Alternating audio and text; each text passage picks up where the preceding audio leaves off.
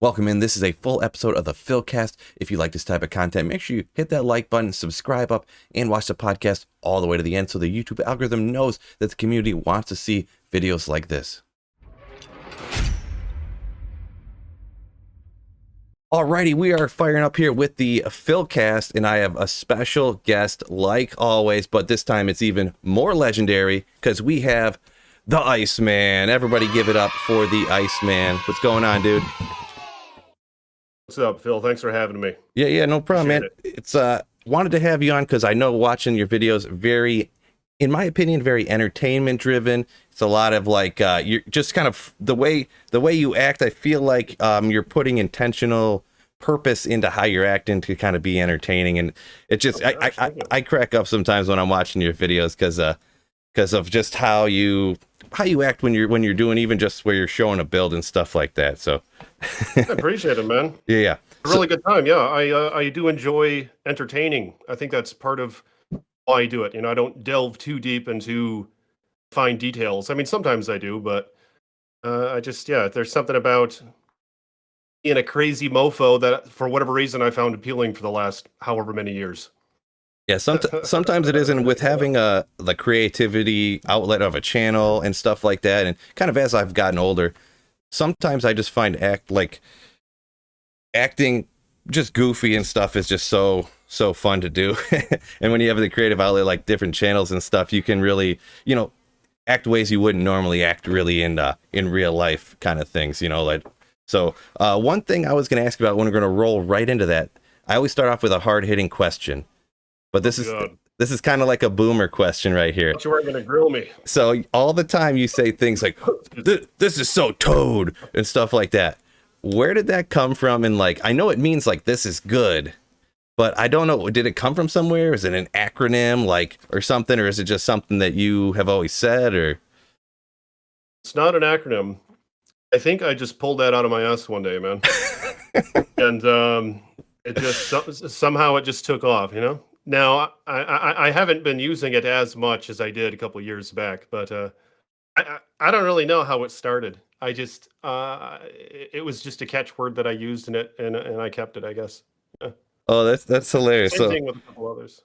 So it never came from anything. You just picked a random amphibian.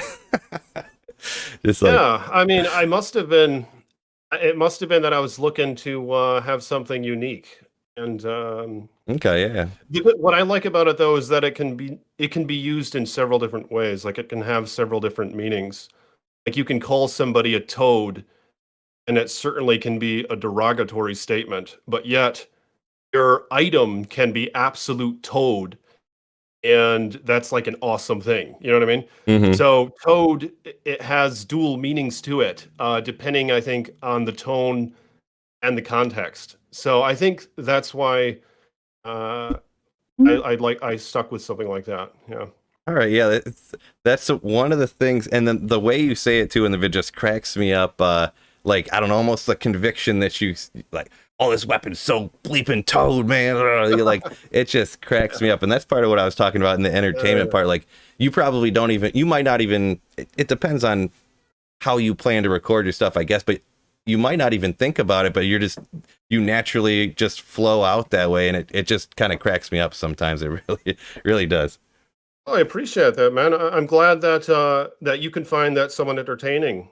Yeah, I don't know what it is exactly. I think I like to try to make people laugh when I can, and there's probably something freeing about it as well, about just taking the road less traveled in those ways. Or maybe I'm giving myself too much credit already, but that must be how it came to be. You know what I mean? Okay. Yeah. Gotcha. Yeah. Because there's definitely other things. I'll just go ahead and mention how I don't know if you use this stuff in like every video, but when you were streaming for a while, a little bit, and you would be, oh, I hope you have many wives, and this, and may the light of Sunder bless you and stuff. It just kind of a funny, and then obviously then you kind of have your own like thing or whatever, which obviously having like your own brand is a good idea, something that if somebody hears, or that's just like, it gets the whole people watching your videos get you know, they kind of get involved too, saying in the comments, or if you're streaming, when you're streaming, saying it and stuff like that. It's definitely a good idea, and yeah, you definitely nailed that. So Thank you. Yeah, I feel like there's something special in that. It's like the uniqueness about that is I'm literally deriving power, or calling it down from the creator, as I like to say. You know what I mean? yeah, there you And go. I'm blessing my fans with that. So as far as I see it, there's not many better things than that can be had in this existence. If what I'm saying is true, you know what I mean? Where I'm calling forth blessing to those who are watching and my fans, and that could be many wives, or it could be just great health in abundance, or it could be that their enemies get destroyed, you know, things like that. Just I basically, well, a lot of the things are probably things that I want done unto myself. You know what I mean? Gotcha. Yeah, I've heard you Not all of them, bless but, people with a bunch of gold or something. I've heard you say that, yeah. and much And their money. enemies can be crushed, and things of that sort. That one I think I did steal from Conan the Barbarian, but all the other ones, as far as I see it, I pretty much made them up. That their offspring can be in great number, like the stars in the sky, things like that. I mean, it seems like who the hell wouldn't want those? As long as you're financially well off, and your wives are extremely loyal. It seems to me like in general, your common man is going to find that appealing. Yeah, for sure, for sure. There are some, of course, who fall along the wayside or the bell curve, and I'm not judging them. And I probably have blessings for them as well if they're watching the videos, you know. But I definitely send blessings more toward my patrons and my channel members. I'm really not trying to plug it here, but I'm just saying, you know, I do focus them some. You know what I mean? Right. No, yeah, that makes sense. Yeah, that's kind of anyone who's got supporting the channel and stuff like that. Yeah, that's how it works, you know? Yeah. That's how it works. And I think that last time we collaborated, I did wish blessings upon you as well, Phil, that your videos would do well and get views in abundance. You And did, things of I that thank you very much. Yeah. And then you proceeded to destroy me sort. with a death fathom Oh, drop or something, right? right. Right? Isn't that what I happened? found the fathom. Yeah, I found the fathom, and I found a perfect cold facet, a 5/5 cold facet. Yeah, okay, I yeah. think it was the level up one, however, but Yeah, it's I fine. found like a lot of stuff, but yeah, and if anyone doesn't know, anyone watching this doesn't know what we're talking about, back it was that was on Project Diablo 2, or was that regular Diablo 2 we did that one on? I can't remember for sure, I but believe that that was D2R. oh, Yeah. D2R, okay, yeah, okay. So we It was did D2R not long after it was released, I believe. a magic find battle, which I haven't done in a while, but pretty much I think we did a certain number of hours, I think, in the Chaos Sanctuary. Whoever gets the best drops, we both make a highlight video, link to them, hit up the comments. So yeah, actually, you know what? I'll throw in the link. I'll throw in the description to this stream right here, links to those videos actually too. You guys check those out. The other times that the Iceman and Sweet Phil collaborated on that stuff. But little spoiler alert, he wrecked me. I had a bunch of little stuff, and he had a couple of really good things, and everyone was like, Ice Boy destroyed you. Ugh. I feel like most of them were in favor of mine, and I did find the 3-socketed Tomb Reaver or Tome Reaver. How do you say it? Tomb Reaver? Tomb Reaver. I don't know. Hell yeah. I don't know if I should be the one you're coming to for pronunciations of Diablo 2 items. That's not good. I found a set Ogre Mall, that's for sure. But If there's two of us, yeah, that's not going to make for a good. That's fine. We'll deal with it. that's like my channel running joke, the Ogre Mall, you know. And that's actually the Ogre Mall. Yeah. Ogre Mall, yeah. And that's what like. And then when the Sunder Charms came out, everyone's, oh, how are you gonna pronounce that? Like, actually, the ER in French is like an A sound, so you should tell everybody it's called a Sunday charm. And then really? yeah, it's like a thing now. They're just like trying to pronounce everything wrong. But yeah, literally calling them Sunder. Yeah, so there's Sunder Charms. I'm trying to get there's, you could call them Sundies. I don't know. I'm spitballing. I'm trying to get something to stick. You know, you got Annie. You got, you know, you don't call them Annihilus Charms, you know. They're Annie Charms, you know. I'm going to make up a name and everyone's going to stick on the Sunday Charms. That's what everybody's using, right? Yeah, we'll see if that Iceman, you're going to start calling them Sundays. If you're saying it, man, I think it'll gain some grounds. Right. No, I think when people after the Ogre Mall, everyone's like, yeah, we're not going to listen to how that guy says anything from now on. They're not going to trust you. No. So speaking of, while we're talking about Sundays and Terror Zones and stuff, what are your general overall thoughts on Terror Zones and like the Sunder Charms in general from everything that we know so far? Obviously, I mean, it's PTR, they could change things, but they already announced the ladder reset date, so I don't know how much time they really would have to change anything. So what are your opinions on those particular things? Well, it's a very deep topic now, isn't it? Very deep, very deep. Just to touch on it lightly for a moment, before maybe you want to chime in. I think that the terror zones, initially, I think I like to criticize whatever updates they come up with. Mm-hmm. But terror zones, what I like about them is it incentivizes us to play out the game areas that we normally don't play. You know, maybe we're running through hell, we go through one or two spots and we'll never revisit them again. Now with the terror zones, with how abundant they are throughout, it just gives us reason to explore all the content instead of just the limited 85 areas. Really, I like the terror zones pretty much entirely, except for one concern that I have in regards to them, which is I wonder how easy it's going to be to get to 99 with them, because that's just kind of up in the air still, isn't it? Has anyone actually experimented with it and found out what's it like to go from 90 to 99 for that matter? I'm not sure because with original PTR characters, and that's like they were maxed out endgame. There was a 98 character, there was a 95 character.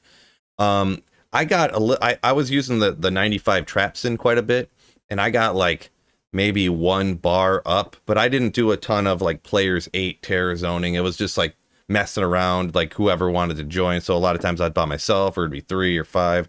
Sometimes it was max, but I haven't really seen anybody that was like for sure, nobody who jumped in with, I think there was a 98 Fist of Heaven's Paladin. They jumped in and grinded it for 8 hours and looked at it and did the math or anything. I'm not 100% sure. I know I seen Llama did some Stony Tomb runs. I seen him doing some math on that. Like it was, but I'm not there's certain things that I know math wise in the game, but like calculating experience and what that really means for leveling at certain from 97 to 98 or 98 to 99, that doesn't mean nothing to me. Like, oh, we got 11 million experience this run, which that doesn't mean nothing to me. Like in my opinion, like leveling is the boringest part of the game. Like I never ever want to be in a situation where it's like, oh, I'm going out there to level. But that's the worst. Like if you get one sick caster amulet that's level 95 required, and you're like, oh, I'm only level 93, and now I gotta go level. Oh, So for my opinion, true. Yeah, and for my opinion on Terror Zones, like, and because of my hatred for leveling, I'm not really too concerned with it. I'm more curious of how the magic finding in those areas is going to be, because they're going to be super high level areas where you can find everything in the game. Like, is that going to mean that 85 areas are just don't matter anymore? You're not going to go like, where do I want to farm today? Like, oh, maybe I'll take this character to the pits, or maybe I'll just go run, places that aren't 85. It's like, where's the Terror Zone at? Oh, great, the Terror Zone, someplace that has dolls and souls. So I guess I'll just won't play Diablo 2 right now, and I'll just turn my computer off and walk away. That's kind of I'm kind of anti-change guy too, so a lot of people probably hear my opinion on not wanting things to change and stuff. So Terror Zones specifically, I'm kind of against. I'm not like outraged against. I'm still gonna play the game, and stuff. So I'm not going anywhere. But that's kind of my concerns as far as it comes to Terror Zones. And I wonder if they'll keep them. You wonder if they'll keep them? I wonder if they'll keep them throughout. Like if it's going to be a season 2 implement, correct? And isn't it still up in the air? Like they might not have them for season 3. I thought that stuff was supposedly going to be partly left up to the fans to decide. Okay, yeah. How they like to word it. But I mean, maybe I'm off on this. I thought that was in a blue post or something where this stuff isn't really set in stone forever just yet. Including the Sunder Charms, but I could be wrong. Well, a lot of times they well, and I'm not saying it isn't, but like a lot of times I feel that they say things like that, like up to community feedback or this or that, like this PTR isn't set. Well, it's the ladder's starting in 2 weeks, so like, what are you gonna do?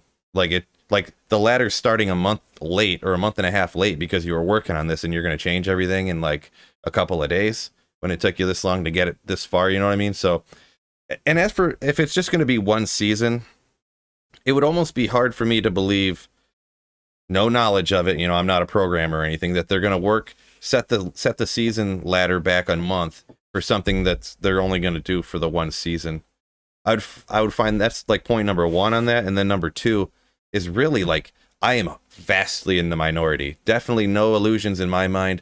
It's like 80% of people are like, Terror Zones, yeah, Sunder Charms, yeah, like we love, you know, new stuff, bring it on. So there's no doubt that I know from polling on my channel that I've done like little polls and stuff that everyone else, it's like a 80-20 would be like an exaggeration. It's like 88-12, like want it to be in 80%, 88%, and 12 don't want the new stuff. So I would guess it's probably going to end up staying. I would guess that as well, definitely. Maybe unfortunately, you know, because I'm trying to look at it through a positive light, and like I said, I do like the aspect of it, of how it encourages us to farm all the areas that we normally don't farm. Like we're going to be farming the cave or whatever in the stony field now for Terror Zones in it, a place where I would probably never venture into. So it gives us reason to see, you know, the content, rather than just continually farming the pit, the Chaos Sanctuary, and Bal, and whatever else is 85 now. I know that they added a few others, but yeah, it is interesting because, like what you were saying, what if it's in a place with a bunch of dolls? Are we just going to avoid it then and come back later when it's somewhere else? It's because it is going to encourage us to always want to just farm the Terror Zones, because why wouldn't we? Mm-hmm. Is that they're going to have high level enemies with potentially good density. Yeah, They're going to be the best for leveling, and the best stuff's going to fall there. But of course, this best stuff can still fall in the pit. But yeah, the leveling that's isn't going to be as good in the pits. Is that's kind of mainly like a big part of it is for the leveling. I could imagine though, like early on, obviously like bail runs are going to be like if you get the Worlds Don't Keep Terrorize, it's going to be real good, but it's going to be crazy hard like right off the bat too. A lot of people probably wouldn't even be able to survive like in the Worlds Don't Keep, because the way you did bail runs before, teleport down, portal up, and if there was any souls in the throne room, save and exit, you're doing another one, you know? So like, or if you just get the cold Sunder Charm, you'll just face roll it all. well, yeah, but and actually, you probably didn't see it. I actually just put out a video this morning about that. Like, I feel like, and this great segue. This is called professionalism. So, Exactly. Sunder Charms. I feel like people aren't going to get as many Sunder Charms as like they really think it's going to be, because they haven't announced the drop rates that I'm aware of, but they only come from. They did say they will only drop from champions and bosses in Terror Zone specifically. So you obviously can't get them till you're done with the game. You're going to be out there farming. And from also, once again, from some of the polling and stuff that I had done, it was 55% of Diablo 2 Resurrected players from my channel that voted in this poll didn't get a Torch and Annie for any of their characters in all of Season 1. So this is 3 months into Season 1, and they haven't gotten a Torch or Annie yet. And this isn't like an attack on anybody, but I feel like, in myself included, I don't believe some of us that play a lot more realize the way that everybody else plays. And I think they're just watching the videos. They're not really playing. Maybe. No, that's but the struggles they have, or like a lot of people will say, like on console, because they don't have the declone walks all the time, like on PC, because every streamer plays on PC. The streamers set up like SOJ selling sessions, get a declone to walk, everyone gets an Annie, you know. But apparently on like Switch and stuff like that, that's not the case. So And plus, like if they walk all the time when they're at work and stuff, they can never get their antes and stuff like that. But I was kind of surprised by that, like 3-4 months into ladder, and with how on PC in my experience, people are like, oh, barb torch, just Charcy, you know, like, oh god, get this out of here, you know, and like I got like 4 antes in the first like few days, and I was like, well, I'm not gonna worry about getting any more antes, you know. So I was kind of surprised by that. I don't know. Maybe, are you surprised by that type of number at all? That 50 over 50, like a majority of people didn't get a torch and Annie in season 1. No, I mean my ass didn't get an Annie or a. Well, I think I did get one actually. One of my subscribers helped kill D-Clone for me. I don't think I got a torch, and I mean, but I Okay. wasn't really going hard into it. The reason it doesn't surprise me though is because I think the common player are probably the ones who do vote in favor for all this new stuff, like no matter what it is. Yeah. The terror zones is just something new. These might be guys who played Diablo 2 way back and who just now started wanting to play it again with D2R coming out. So they're all for just adding things probably without thinking about it too much, is my guess. They're not really, you know, because the content creators or the Diablo YouTubers or Twitchers and all that, we're kind of seasoned. You know what I mean? Well, obviously, we're quite seasoned. So you realize the more depth in terms of the impact that these changes could cause. And I don't think that the common player realizes that. Yeah. In addition to that, the common player, like the 52 or whoever, the majority who voted in favor of that on your poll, probably had maybe a couple thousand votes. In that regard. I would have to look that one up. I can't remember offhand. There were between like 2,500 and 6,000. The different Nice. the different polls that I did. Oh yeah, there's a lot of votes on that, and my guess would be the indicate. It's just more of the, like I said, the common player. I don't think spends too much time in it. I think they go for a couple weeks, then they just quit. Yeah, Until next season. It's kind of my speculation. Until the next ladder reset.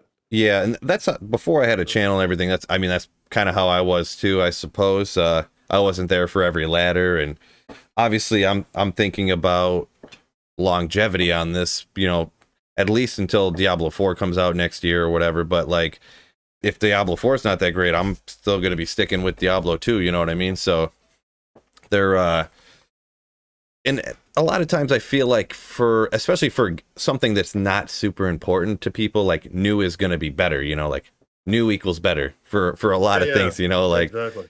So and maybe it's partially just different people's personality wise. Like I don't get bored of things that I love a lot. So like some people do get bored of, I don't know, like if you drink the same beer for like 6 years and you're like, I can't drink it anymore. Or you listen to the same band for 6 years and you're like, new band, you know, eat the same whatever, you know, name your thing, you know, play the same video game for 6 years, you know, not get bored of it if it's very good, you know. And my biggest concern is like if something's really good, it becoming not really good, you know. I'm more concerned about that, you know. If you know, don't reinvent the wheel is pretty much what I'm saying. Diablo 2 has been so popular and has such a dedicated fan base for so long. I wouldn't want it to go the other way, you know. That's a good word. Well, that's interesting. I remember hearing you said on a stream one time how you tend not to get bored of Diablo 2 in that example, I think. I'm curious, before you started making videos, were you playing a lot of Diablo 2 just on your own off and on, or did you take long breaks? I took some pretty long breaks. I played in like 2000 and... See, I can't remember exactly. I think it was right after the Battle Chest came out is when I first bought Diablo 2 for myself. Originally I was like going over to a friend's house and playing it here, playing it there. And then I went and bought it right after the expansion came out. And then, you know, I played it for a few years, took some years off, played like Halo, Call of Duty, all, you know, different Final Fantasies, Elder Scrolls, all different stuff like that. Came back for a few years, took a few more years off, and then probably I would say a little bit, but maybe I can't even think, like, maybe a few months before I started my channel, I started playing Diablo 2 again, and that's kind of what sort of inspired me at the time to make videos or whatever. Like, I was looking up how to do stuff that I never knew when I was younger because, you know, making YouTube videos wasn't a thing. And, like, you know, where would you get this information from? Everyone didn't know everything back then. So that's kind of what inspired me to start making videos. So, yeah, I mean, maybe I don't have as much, like, quote unquote playtime in as, like, a lot of more of the, like, the... See, I hate that there's a difficulty called hardcore, because I want to say, like, more of the hardcore people, but that's, like, the people that die and then lose their character. But, like, you know what I mean? The more dedicated? I don't know. People have been playing for literally 20 straight years. I'm not one of those people, but I probably haven't played another game in, like, 3.5 years now. So... Oh, really? Yeah, You probably. haven't ventured into any other game?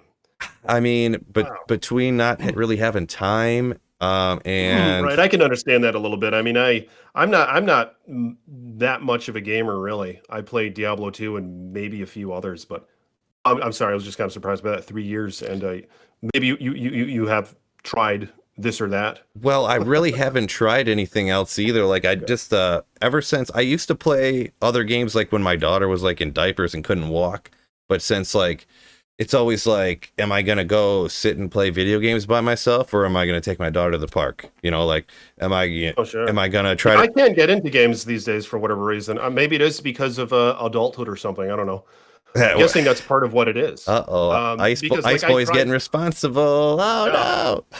Because I used to love the Zelda games, right? And I was a teenager and I'd play Ocarina of Time and I loved it. And then a couple years later, or whenever this was several years later, when Twilight Princess came out, I was starting to try to get going somewhere or my shit together a little bit, which I probably didn't, but I was trying to at least. And so being in that state, I really couldn't get into the game. It's weird, because it Yeah. seemed to be an okay game. And then there's this Breath of the Wild Zelda that came out 5 years ago now.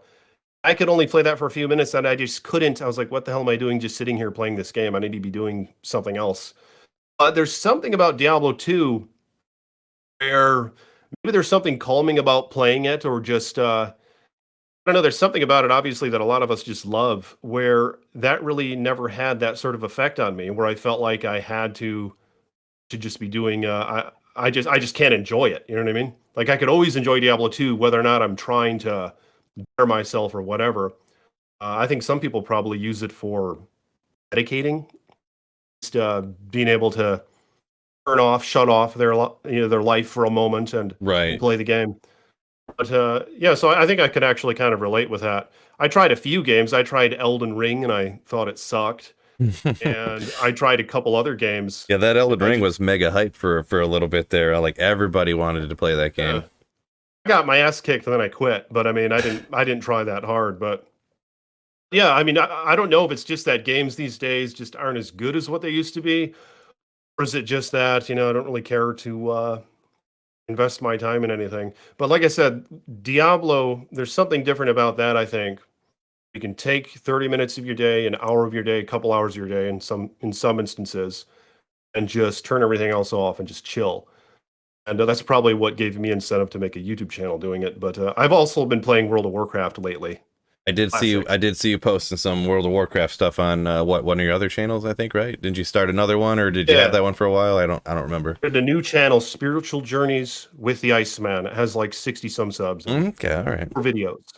But I think I'm going to go with that for a couple months and see what happens. If I can't get the momentum going, I'll probably just quit. But I pretty much made it because I just want to play that game. So the game is a blast. Mm-hmm. Really, I really enjoy classic WoW. I'm not weathered in that game at all. Like, I think I got to, I never did endgame stuff in World of Warcraft Classic. So it's like such a big, vast world. It's a spiritual journey, man. So that's pretty much why I'm playing it. And I wanted to, and I figured I got to make some videos on this if I'm going to be playing it. Yeah, WoW is one of those games I never got into. I remember I literally went to the store, I picked it up and looked at it. And I think was I talking to the guy who worked there or something? I can't even remember, but it was like, oh yeah, this game is just like $15 a month. And I'm like, wait, hold up. $15 a month. Like, Diablo 2 is free forever. What do you? Well, That got you, huh? well, yeah, that's when I was like, no, I'm not buying that game. I'm paying $60 for a game and then $15 a month. These people are out of their minds. And I was like, Yeah, you gotta check it out. I don't care how popular this game is. I don't care how much people say they like it.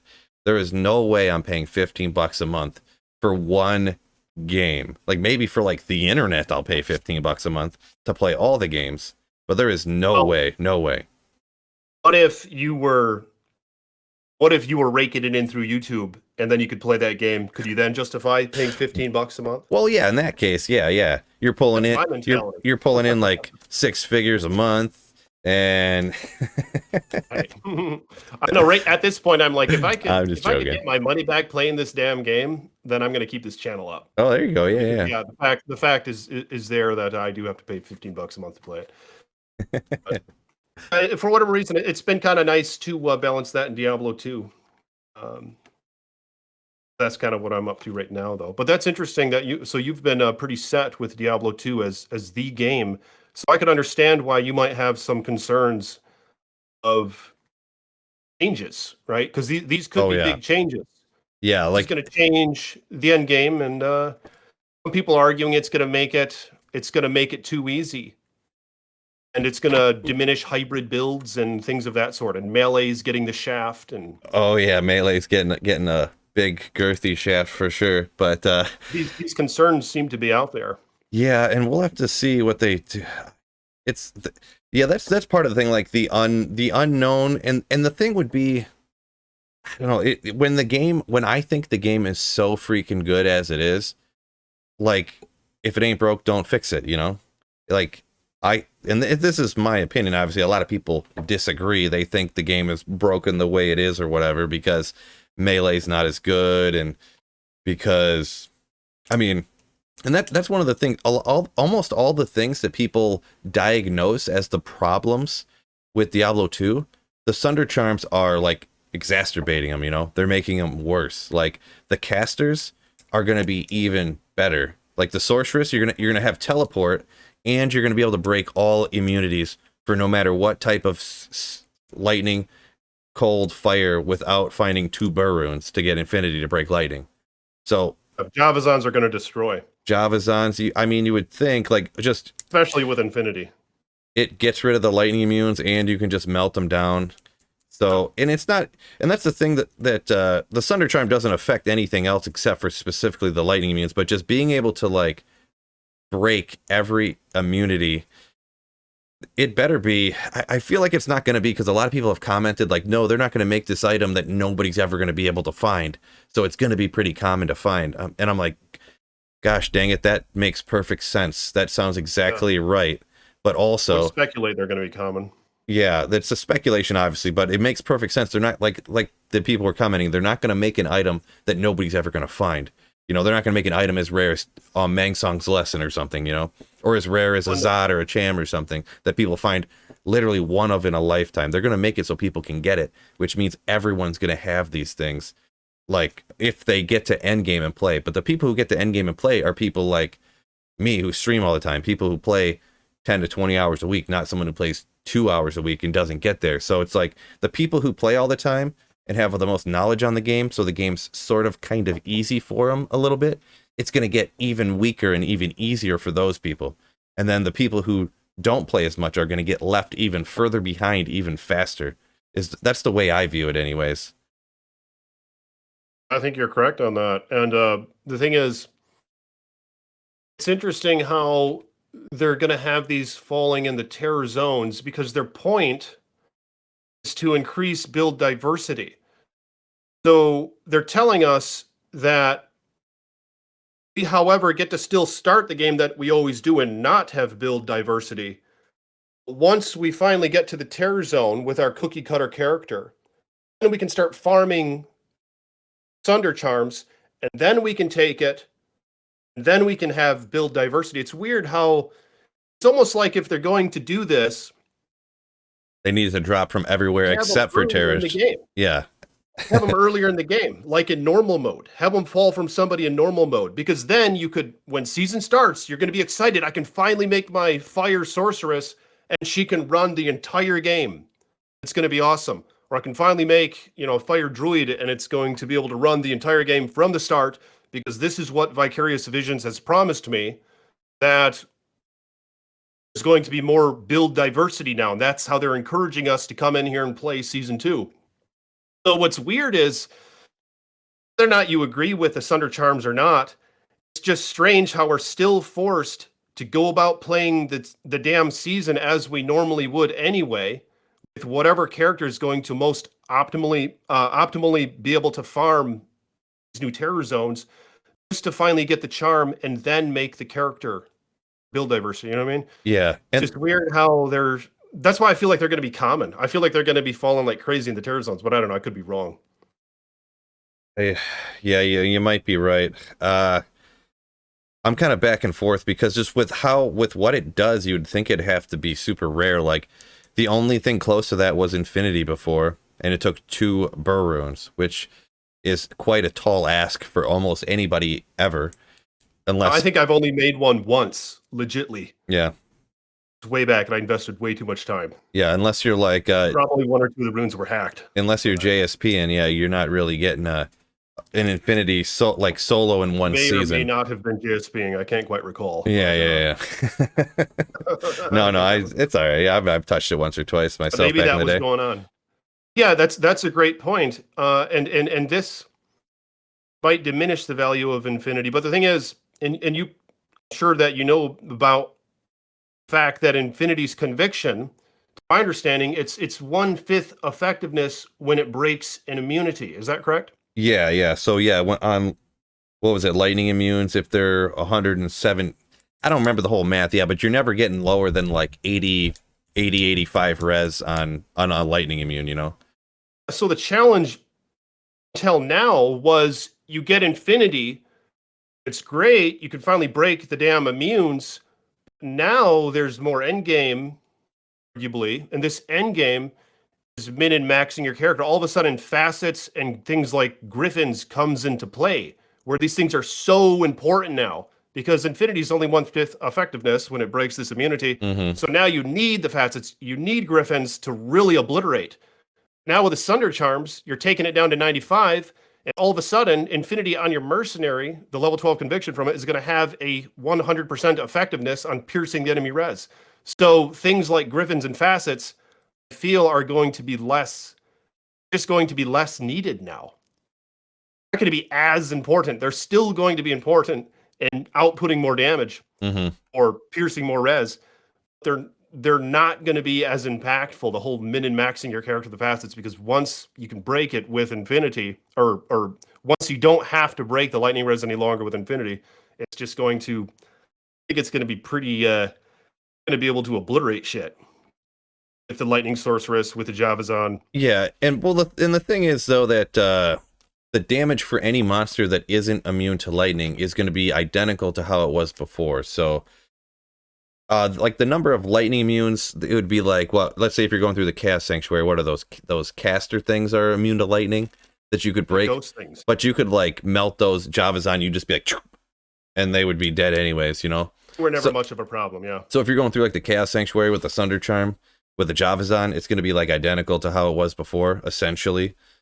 Like, but there are some instances, like the one that I'm thinking of, and I think I might have even changed what I'm thinking of starting ladder with, but like, we'll say for any type of the lightning sorceresses, you get one of the Sunder Charms, and then you get, what is Crescent Moon, has like minus 40, or has a bunch of minus lightning res on it, I don't remember what, right? And it just takes, it's like Tur Shale or something, for a Crescent Moon, like crystal sword.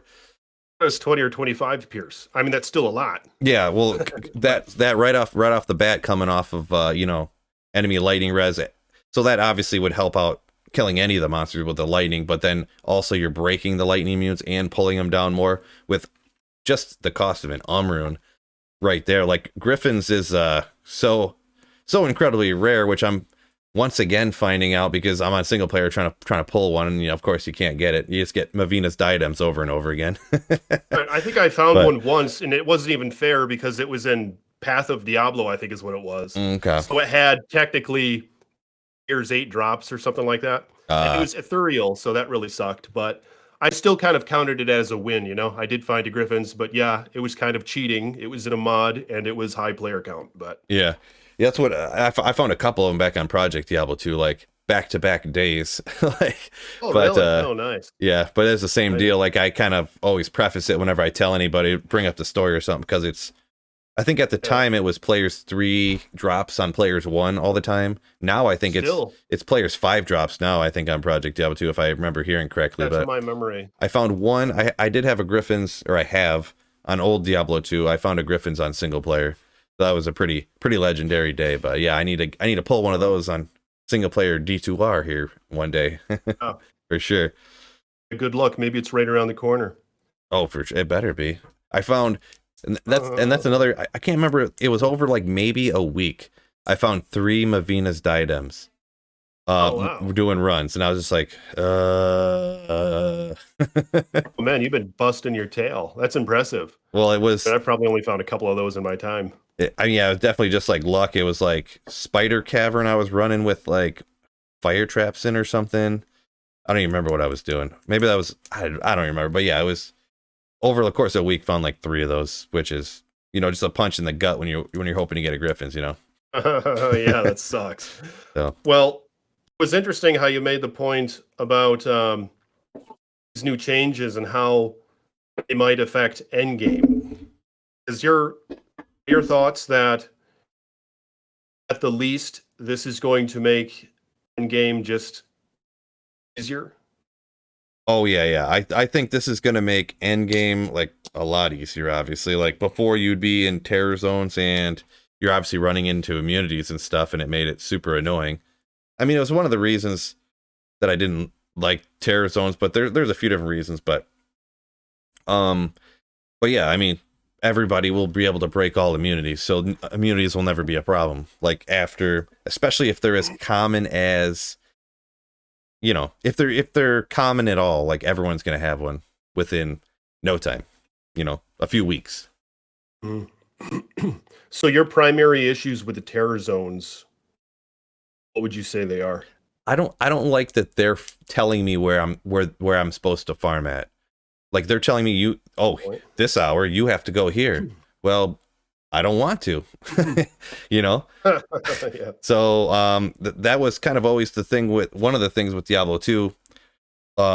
You could sit right down, decide where you wanted to go. You click start, you click hell difficulty, you go into the game, you go to the waypoint, and you go to the place where you want to go. Instantly within 15 seconds of clicking the icon, you're doing what you want to do. Now it's like, literally for the PTR, I'm going online. I'm like, oh, please don't be a shitty spot. Please don't be a shitty spot. Please. And I go on. I'm like, oh, frick. Like, it's some place, it's, I don't know, like the whole way going down to Mephisto or something, where there's just like some zombies and there's terrorized dolls charging you all the time. And you're just like, oh my, like everything's spread out. The map's huge, but there's like, I don't know. And obviously you get a good reward at the bottom, I guess, Mephisto and the council and stuff, but like, I guess you could just run Mephisto like normal, terrorize Mephisto over and over again. But yeah, I hate that going online, like dreading playing the game. Like, am I going to have to play this game in this spot that they're making me play that I don't want to do?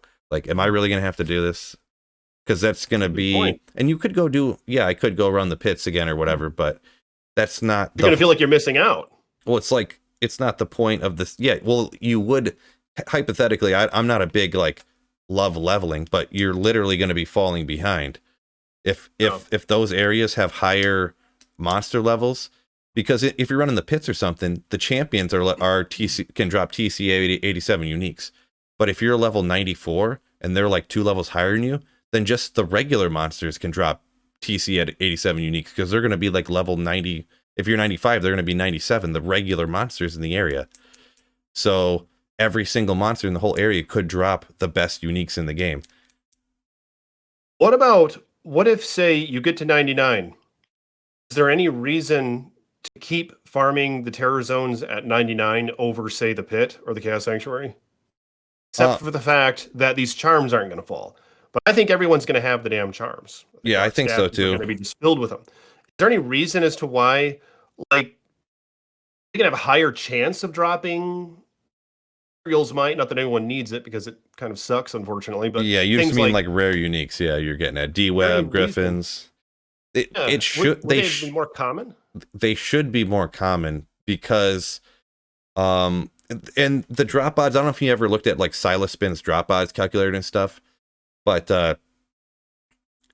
so, and it doesn't apply 1-to-1 because I'm not really sure, because you can't look at like the odds of dropping Mang songs from like a monster that's not high enough level now to drop it. But It'll show like the best place to get a certain item. yeah, but if you look at like they're like the earliest. if you look at lower items like Shaco, if you look it up, like a champion, some zombie champion has like a 1 in 20,000 chance of dropping a Shaco. But if you look at the regular monster, they could probably drop it too, but it's like 1 in 280,000, Right. like some way high. I think it's going to end up being similar to that, where like Griffins, usually you could only get it from the 87 monsters, which in level 85 areas, the normal monster is only 85. So you can't get a Griffins yeah, that's a great point. off of a regular zombie. But in the terror zones, you could get off of, it'll be a much lower percentage, but your group, every single monster you kill will have a small chance. And when you multiply that out, you killed 50,000 of these little monsters, even if it's 1 in a million chance. Normally you only kill like 8 champions in the pits, 8, or I think it's a max of 9 or is it up to 12 in the pits? I don't remember. But if you run a terrorized pits, even if it's 1 in 5 million chance from an individual monster, you're killing 100 or 200 monsters. So then you multiply that out, you actually have all the chance from the normal champions and those chances from all the other monsters. So I would think it's going to be, a way higher chance. Like there's going to be way more Griffins, way more D-Webs faster and stuff like that, I think. Unless I think you've answered my question. That's crazy because that sucks. Because I could really is always going to be better to farm the terror zones if that's the case. I could be wrong. There's obviously a lot of things that are questions unanswered if that's really how it would be, because usually I did see I do have a clip of a Crown of Ages dropping off of a regular monster. It was it was in the Stony Tombs, but you could see clear as day it just dropped off of a regular monster. Oh wow. So in a terror zone. Yeah, when the Stony Tombs was terrorized. So like it definitely can happen, but I don't know the way that the odds will work, because like I said, usually you can't look up the odds for that because it never existed before. So like I couldn't go on Silas Spin's drop odds calculator and look that up. The trash mobs in the terror zones, after you get to like after your character is level 88 or so, or wait, if you're 85, they're always 5. Yeah, always 5 more. Oh, are they 5? Okay, so is that what it is? I thought it was 2 higher than your level. The regular monsters Yeah, are. you're probably right. I mean, I'm quite sure you know this better than I do. Well, hold on a second. So, but I thought the white trash mobs will be able to drop that stuff in the terror zones. I think from the time you're level 85 and up, every single monster could drop every single item. But I could be wrong there, but I think that's what it was, that the regular monsters are 2 level higher than you, up to a maximum of 97.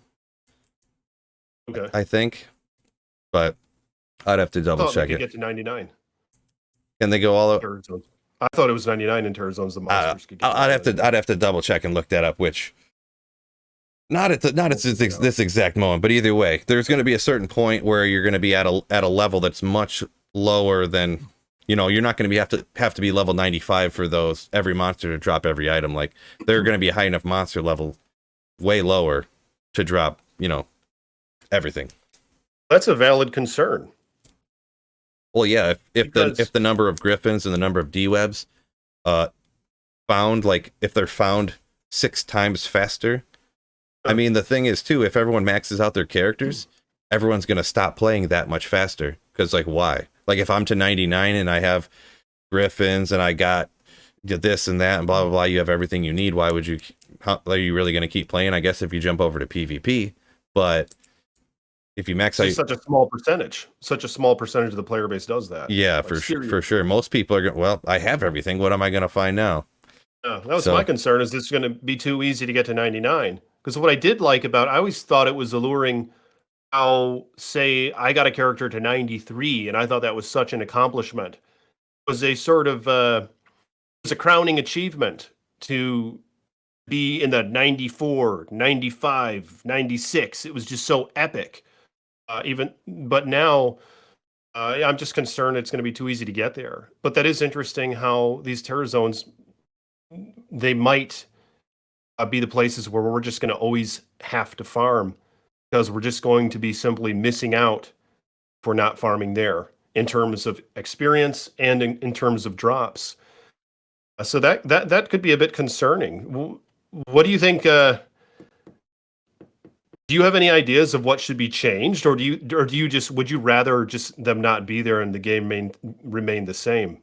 Oh, if it was like Sweet Phil, King of Vicarious Visions, to make the changes, Hell yeah. I would. Well, here's what I would do. This is my everything Sweet Phil would change. I would go. I don't know which one would be better, but like gem or rune stacking or currency tab or something along those lines. Add that in. I'm glad you like that. Loot filter, whether it's customizable or not. Something loot filter wise, because I know you probably a few days ago I posted a video about a cham dropped in single player for me in cows, and I literally killed this whole pack of cows. I'm looking around, and I was like, all right, and I took off to run, and then a flash of orange.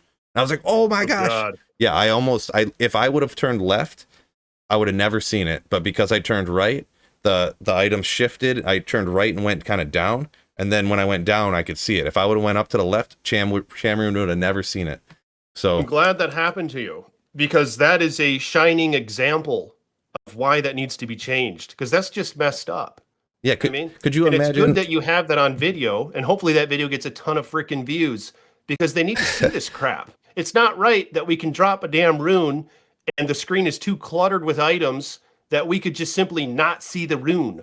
All the bots can see the runes. Why can't we? You know? Yeah, I don't need any that's more just thawing crap. potions. I don't need any more cracked curists or whatever. I don't need, Oh gosh, it's horrible. I mean, this is the stuff that everyone's been wanting for the longest time. It seems to me they wanted a loot filter. We want a current. I know some of them are debatable. A loot filter, a currency tab.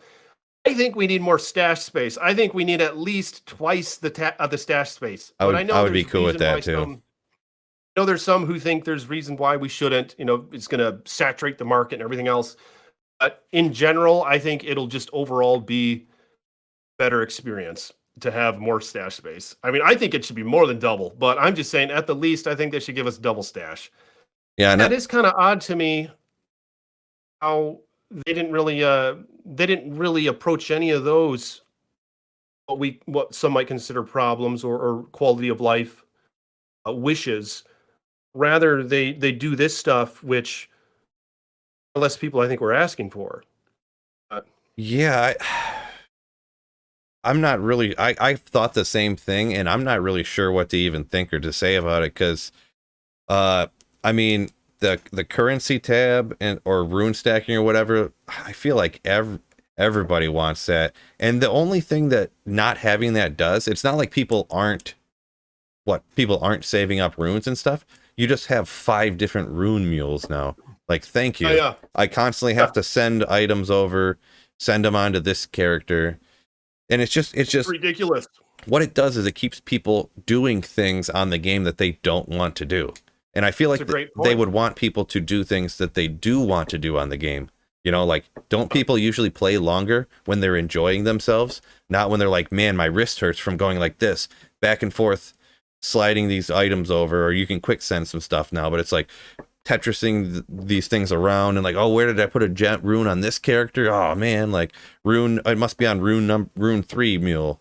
Ugh, God. It's a great point, because I've had numerous comments on my videos where someone claims that they ran out of character slots because they have so many mules. Yeah. And this is now in the remastered version of Diablo 2, where we were supposed to have, some enhancements, like an enhanced stash. It's just odd to me how modders can do it. We have this in PD2 and POD. They have a pretty freaking massive stash. Yeah, some would argue it's too big. A couple of bros in their apartment can put it together, but like, exactly, it's just odd to me. What the heck? Why can't we get it here in D2R? Yeah, I always kind of wondered that too. There's got to be some reason that they're against it.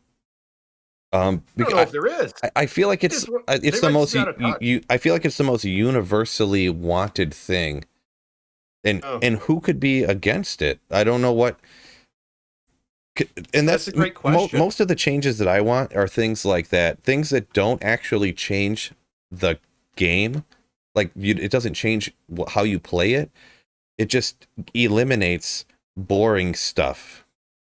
You know, like Oh, that's a great point. who really wants to, like, you're looking at the screen like, oh, okay, antidote, no, get rid of that. Like, let's run over here. Let me pick up this gold so I can see if I'm missing a burr rune or not. It's like, That's pathetic. and that's literally a way that, like, Unacceptable. if they want to make the game easier, like with what they're doing, like, how many people do you think had the rune drop, but they did turn left? You know what I mean? Too Like, many, man. I don't even want to think of how many runes I lost. I know, right? It It's sucks. crazy. I mean, yeah, I probably missed out, man. I busted my ass. Like I said, I did actually make an infinity at one point in my life. It was amazing. It was like 10, 12 years ago. It was such an experience, but I probably could have made it far sooner. I could have enhanced my character even more so. Maybe. Had Yeah, I maybe. not missed who knows how many runes because we don't have a loot filter. Yeah, it could have happened for sure. Yeah, maybe. I know it's happened. It's happened to us all. And it's bullshit. Oh man. Right. Alrighty, so I was being dramatic. moving on. Oh, I love it. I love it. So moving on from all the things that we wish were in Diablo 2, what are your thoughts on Diablo 4? Just real short for me, I'm like cautiously optimistic, but also since I haven't played another game in like years, so it's going to be a tough transition, especially with like being strictly Diablo 2 channel, and that's like what I do full time now. It might be an easy transition if it's a good game. I wonder how, because you know how you always have to post the same stuff on YouTube, the content creators in general. They're always supposed to post the same stuff. I wonder if it will be an easy transition if, say, a Diablo 2 YouTuber wants to make Diablo 4 videos, if Diablo 4 gains a lot of attention. Yeah, YouTube wise, I think it might be okay right at the start. It'll be fine, I'm sure. If Diablo 2 Resurrected tells me literally anything, you could literally upload a video that was like just a static picture of a llama for 8 minutes, and if the name of the video was Diablo 2 Resurrected, anything with Diablo 2 Resurrected, the person got like 30,000 views right when Diablo 2 Resurrected came out. Like, gosh, I should have jumped on that, man. Where the hell was Ice Boy? if it just, there's so many people I had seen that just any video, it just doesn't matter. Like, it was pretty crazy when Diablo 2 Resurrected first came out. And if Diablo 4 is anything like that, yeah, it'll be easy sledding. Even with Elden Ring, I seen the same thing because I was looking into it because everyone was so hyped about it, and I was looking in, and I found this one. I don't know anything about the person. I don't know how they're doing now or whatever, but I found this one channel. It was daily Elden Ring update, and every day they'd be like, let's say there was a day when something came out, like a dev said something, they would talk about it, make a 3, 5, 8, 10-minute video, whatever. If there was no Elden Ring news, they would literally make a 30-second video and say, today is June 2nd, 2020, or whatever, 2021, I don't remember, 2021. There was no Elden Ring news today. Nothing came out from Twitter, nothing came out from this. Goodbye. That was what the video was about. How there was no news. And it would be like 14 straight videos like that in a row, and they would have like 40,000 views apiece. And I hate how that works. I'm like, I my can't god, stand the algorithm antics. So this is before the game was even released. Oh yeah, this was like a year leading up to Elden Ring when it released. That's what you were referring to with D2R as well. Is before it was released, they post an image of whatever and it gets a ton of views. Well, it was before the release. Not for D2R, it wasn't so much before. It was like right when it launched. Like, it was. And I mean, I was exaggerating about the picture of a llama thing, but like it just seemed like any video that anyone put out, like regardless, like even myself, like any video I put out, it would be like minimum 40,000 views for a long time. Say that you do really enjoy Diablo 4. Do you feel like you would prefer to kind of transition your channel over to more D4 videos? Would I For like, prefer it, huh? I would say right now it's impossible to say. You know, it's a, because I can't play it. yeah, I don't know if you know, that's the most nerve-wracking thing I would say right now, because I like, especially with Diablo 3, like I pre-ordered Diablo 3, it came out, what a disaster. What an absolute disaster that was. And I know I've heard after Reaper of Souls it's been a lot better. People think it's a lot funner, a lot better game and everything like that. But I don't know if people realize, I don't know if you played it when it first launched, but I was so hyped when it came out, pre-ordered it, popped the disc in my laptop, downloaded it. Oh wait, there's literally no single player. You have to be online on the servers to play. Yeah. Oh I'm wait, doing that with D4 as well. the servers are down. I can't play. Oh yeah. Cool. That's right. The next I day, do remember that. servers are down. The next day, servers are down. The servers were down for over a week, and nobody could play for a full week when the game launched. Oh my god. I don't know if I can remember this, but Well, I know I was. I remember it because I just dropping $60. Like, oh my gosh! I was Like, playing the beta. do you know how many? So- Do you know how many pop bottles I had to take back to buy Diablo 3? I wasn't even that young. I was like I would have been 20. Yeah. Still poor, still broke, still cheap. But yeah, that scarred me forever. And then it was like playing the game. It was just so much different than Diablo 2. And after like a month, I was like, you know what? I bought this game, but I'm like done. Like I'm going back to Diablo 2. And I'll never forget. I jump back on Diablo 2 and I look at like, you know, there's like the game menu on the one side and then there's the chat over on the other side, just like the public chat. And it's just full of people like, that game was terrible. I'm so happy to be back to Diablo 2. Oh my, and just like Nice. person after person after person. And it was, I was like, wow, this was the best choice ever made coming back to Diablo 2, like not sticking with Diablo 3. So I'm Oh, that's hoping amazing. there's no way Diablo 4 could be that bad. I couldn't imagine.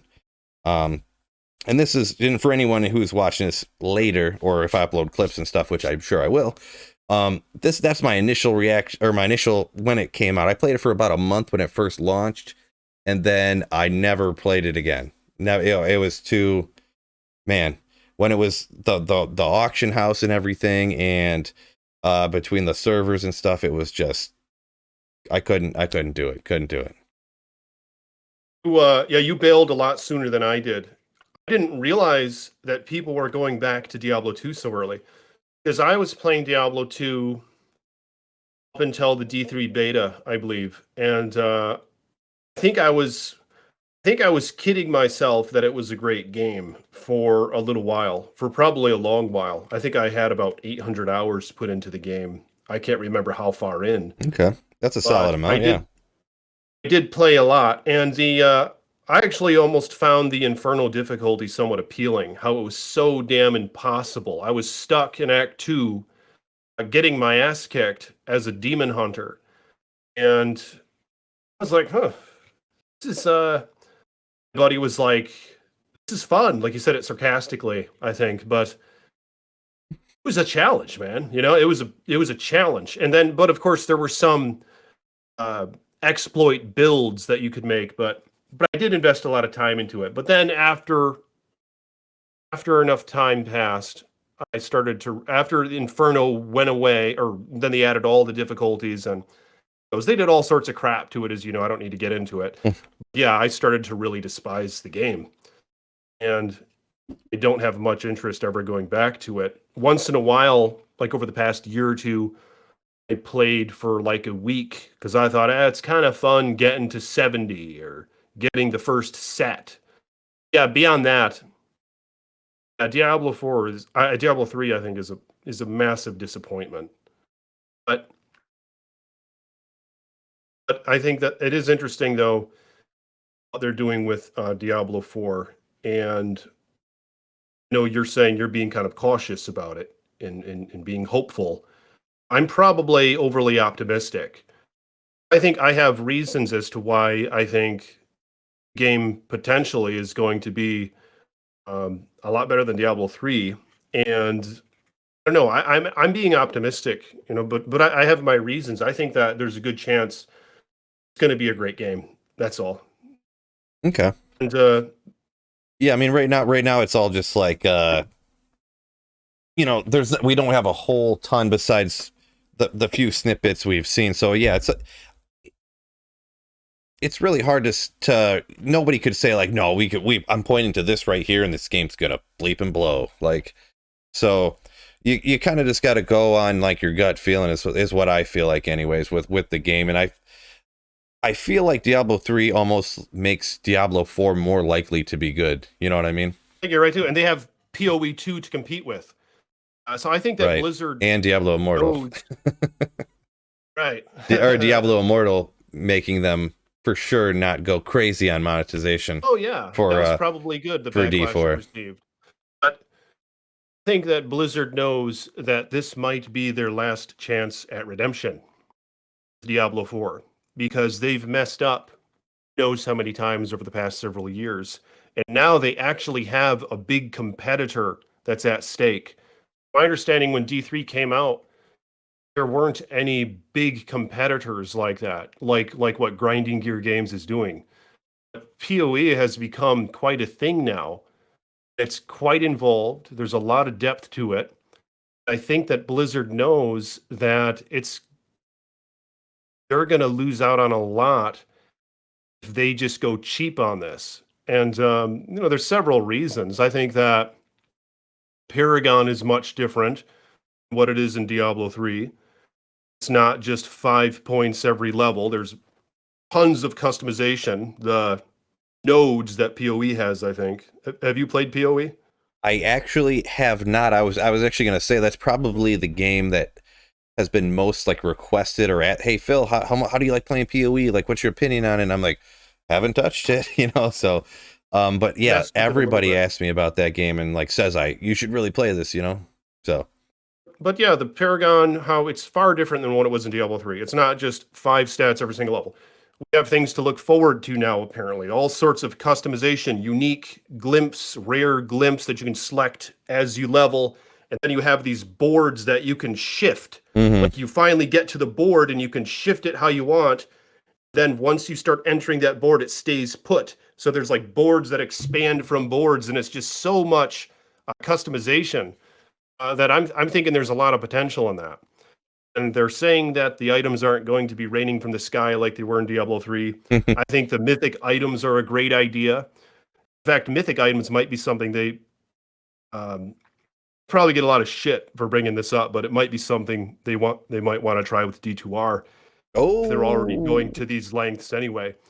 Because well, I'm not even sure. I thought was it in D4? I thought mythic items were just essentially like the unique items.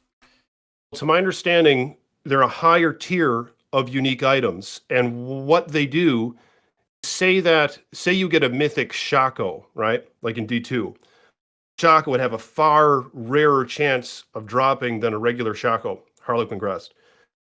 And the mythic item can roll a random unique mod from another unique in the game. So you could have like 40% mana that you get from Frostburns rolled onto your Shaco. Or you could get amp damage on hit from Atma's Amulet rolled onto your Shaco. So it adds so much. Oh man, but the mythics, and what's cool about it is, the item chase in D2, like once you find a Shaco, you're good. But with the mythics, you're going to want to find the Shaco with whatever mod you want from whatever crazy random unique. Like you want it to cast like amp damage like Lacerator Atma's Amulet so that you can have it on your Frenzy Barbarian, although you wouldn't. Maybe an Ariats where you can cast, you want it. So it like all of a sudden you don't just have to find one Shaco. You have to find like hundreds to finally get the one that you really, really want. So the item chase is just crazy. Yeah, I kind of get That's that. what they're doing with mythics. It's almost similar to like slamming items in PD2, right? It's similar to slamming. Where it's like, oh, here's a chance cards, throw them out, chance cards, throw them out, chance cards, throw them out. But like when you could slam stuff in Project Diablo 2, it's one of the things I kind of liked about it. You would find some Frostburns or something, like you said. You're like, oh, could I slam this and get FCR on it? Because then it's crazy, 40% to mana, and then you get FCR like Mage Fist have, and you slam it like, nope, slam it, nope, slam it, nope. I loved slamming items. I thought that added so much to it, and it was just because it gave a lot of the toss to the side uniques some emphasis, Yeah. and it gave them potential, which is why I just loved the slamming of items concept. Yeah, it is similar to that with the mythic items. But that's just another reason as to why I'm looking forward to D4, because I think the mythic items are a great idea. I think the Paragon boards are a great idea with how they're looking so far. And your weapon damage isn't based, or your character's damage isn't based on weapon damage like it was in D3.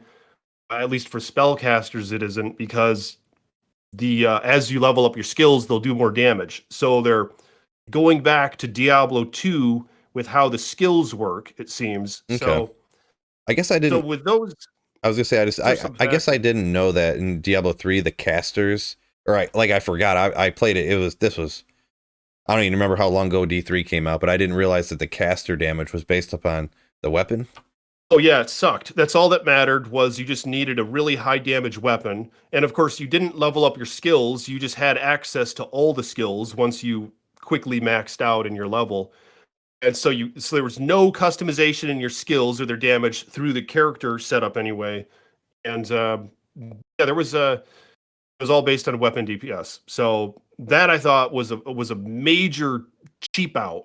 And that's what they did. They went cheap with it. Mm. And with D4, I like what they're doing with the hitbox, whatever you call it, where the like in a multi-shot in D2, each arrow has its own little hitbox, where each little arrow has meaning. Like you can control your spread of arrows. Mm-hmm. Okay, yeah. And with D3, they did away with that. You just shot like some triangle on the screen, and if the enemies were in the triangle, they got hit. If they weren't in the triangle, they didn't get hit. And then they just put a bunch of arrows over it so it looked like it was from the arrows. But with D4, they're really working with the hitboxes, where like your character is swinging their sword around, and it actually is like what do you call that? Is it like, can't think of the terminology, but the hitbox follows the weapon. You know what I mean? Yeah, like So you the can, hitbox is swing actually in the path of the sword. Like if you're making Straight on the contact sword. with the person, with the monster, the whatever. I mean, Yeah. they're really talking it up with how they showcased it. So it seemed to factor in how long the weapon was. So instead of melee splash, it's like you're really slicing your weapon through several enemies at once, and it's all visual.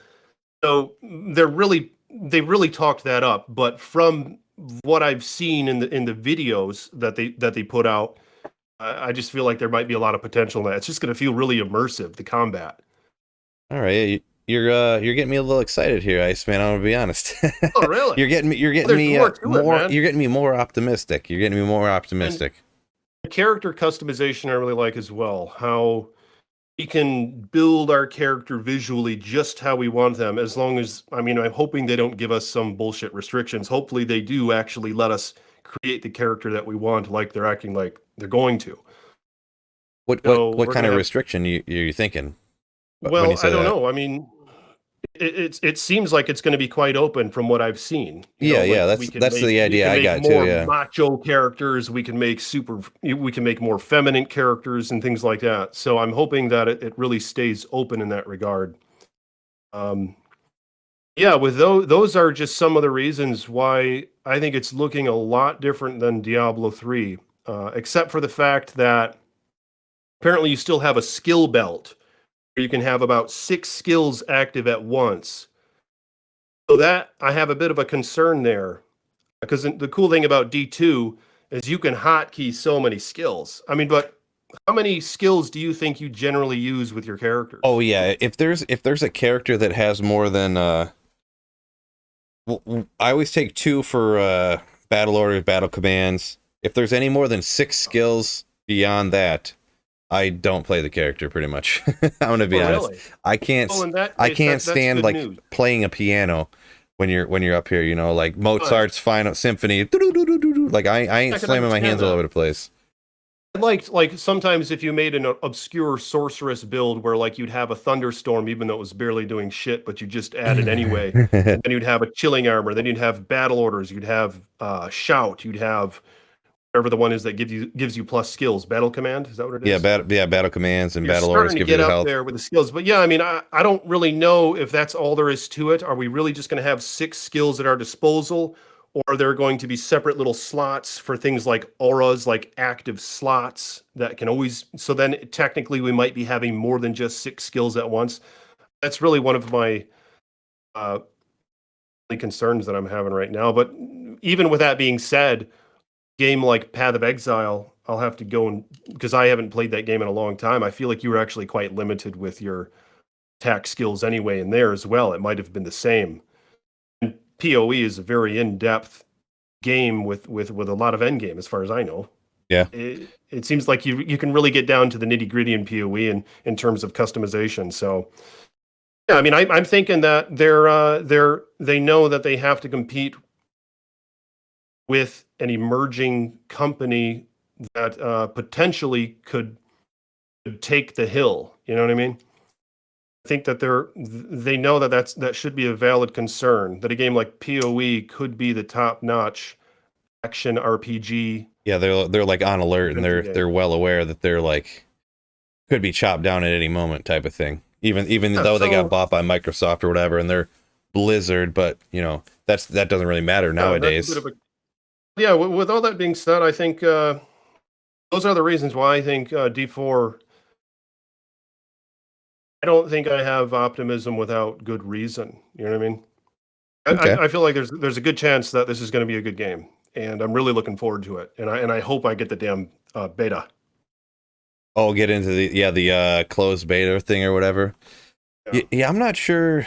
I was gonna apply for it, but I'm almost not even sure like if I can take the time to do it. You know what I mean? Like I guess if I apply for it and I get it, I don't necessarily have to do it a lot, because it's gonna be I'm assuming you read the post and watched the video or whatever, to where it's, you know, you're gonna be under NDA, like you can't talk about it. So obviously. Oh, really? Oh, I didn't watch that. Okay, did you not see that? Okay, yeah, I'm kind of ignorant. I haven't been keeping up in the last couple days. Yeah, they just posted a video today, and a blog post about it. That yeah, so we're not gonna be able to make videos on it. Yeah, no, if you're gonna be under NDA, okay, then I'm not gonna play it that much. I'd play it some. You can't talk about it or nothing. Yeah, that's what I'm thinking. I'll apply for it, and then I'm gonna apply for it, and then I'll decide from there. Like, what are they gonna sue me for not playing it if I apply for it and they accept me or something? But no, yeah, you can get. Knowing me, like, get in trouble for Diablo 2 Resurrected, like they didn't even. I got a Diablo 2 channel and everything, and they didn't. No one even got a hold of me for Diablo 2 Resurrected closed beta. So it's like, maybe next time, man. Maybe you're right around the corner. They're probably eyeing you. Well, yeah, probably watching that. They probably are this bleeping bleep. Look at him. He hates everything we do. Everything we do, he hates it. He doesn't want us to do nothing. I think that's great that you're honest with your concerns for D2R. Because I haven't really been watching too many Diablo videos as of lately, like the content creators and all that. So I kind of came into this. I think I clicked on your videos a couple times over the past few weeks.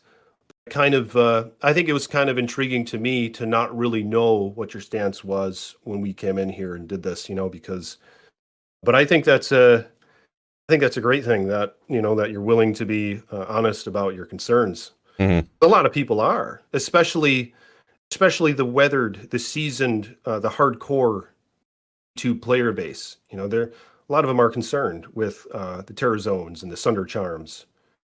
Yeah, what the heck? Why aren't they giving us a damn loot filter and things like that? Yeah, I feel like for most people, the whole idea of like the loot filter and all that stuff, and extra stash tabs and all that kind of stuff, I feel like that's all just felt there. People have just like, you know what, we know that's not going to happen. We're not gonna worry about it. Or maybe there's just other news out, so they're not talking about it or whatever. Obviously, a forum like this, when you're doing a podcast type thing, I feel like I can get my opinion out a little bit better, even if it's a little more stammering and not perfectly written out. Sometimes in videos, trying to get it short enough to have it not be a terrifying video length is kind of a little bit of a problem, because to fully explain everything, and sometimes you'll make a video and I'll just be like, I'll say my opinion. I was like, oh shoot, that sounded like I just said that as if it was fact, and I didn't say, like, it wasn't obvious that I was saying that was my opinion, that this was how I thought it was going to be. Like, it sounded like I said that as a fact, this and that. So that's what sometimes on the opinions on those videos. Um, I do like talking about things in more words, not the whole like text message culture, like as short as possible, quick TikTok video short. And I feel like for YouTube videos, sometimes you got to do that. So I'm trying to talk quickly and condense things, and I feel like things don't always come out as fully the way I want it to. But yeah, for the terror zones, I feel like I know I'm so much in the minority on those things. Every time I do a poll about anything changing or anything, add this, add that, it's always like my opinion on like terror zones, the Sunder Charms. See, we're bringing it. We're making it happen. Sunder Charms. Speaking it into existence. Right. I'm always like, for those things, it's like I'm always in the 10, 12, 15% category. Like everybody wants things to change for D2R, but it's I'm not gonna go too crazy till we'll get a season. I'll get a whole season under the belt before I'll like go crazy about it. But would you not change much for Endgame D2R if you had the opportunity? Would you not add like a mapping system or have like a new difficulty where everything is level 85 plus or whatever?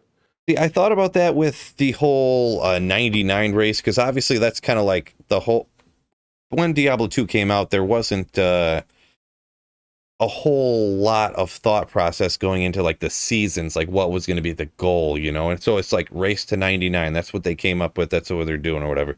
And I thought about that with having a different difficulty, like the exact same game, different difficulty. The monsters are stronger. What I was thinking was like more monsters like fully immune, like instead of, and obviously this would be a terrible, terrible, terrible thing that nobody would want.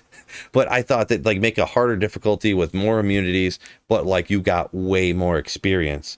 Not necessarily more drops, like maybe have the drops be exactly the same, but have more experience and have it be harder.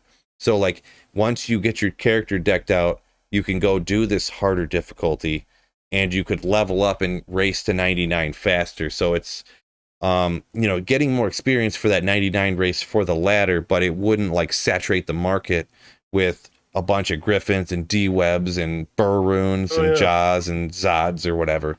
So it would just be a difficulty.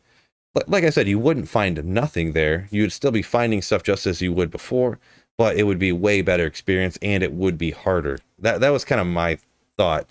I never made a video or nothing about it, but that was like my favorite thought of if you actually made a change to the gameplay of Diablo 2. Would that require a group potentially? If you're saying more immunes, like maybe you need a homie or two to be there with you. I would say, yeah, not necessarily required, because you can.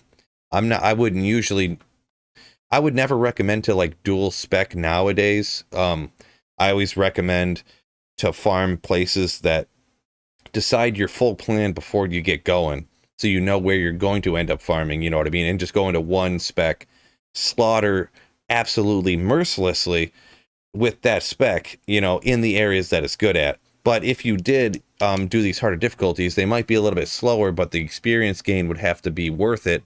Plus, it would, like you said, incentivize.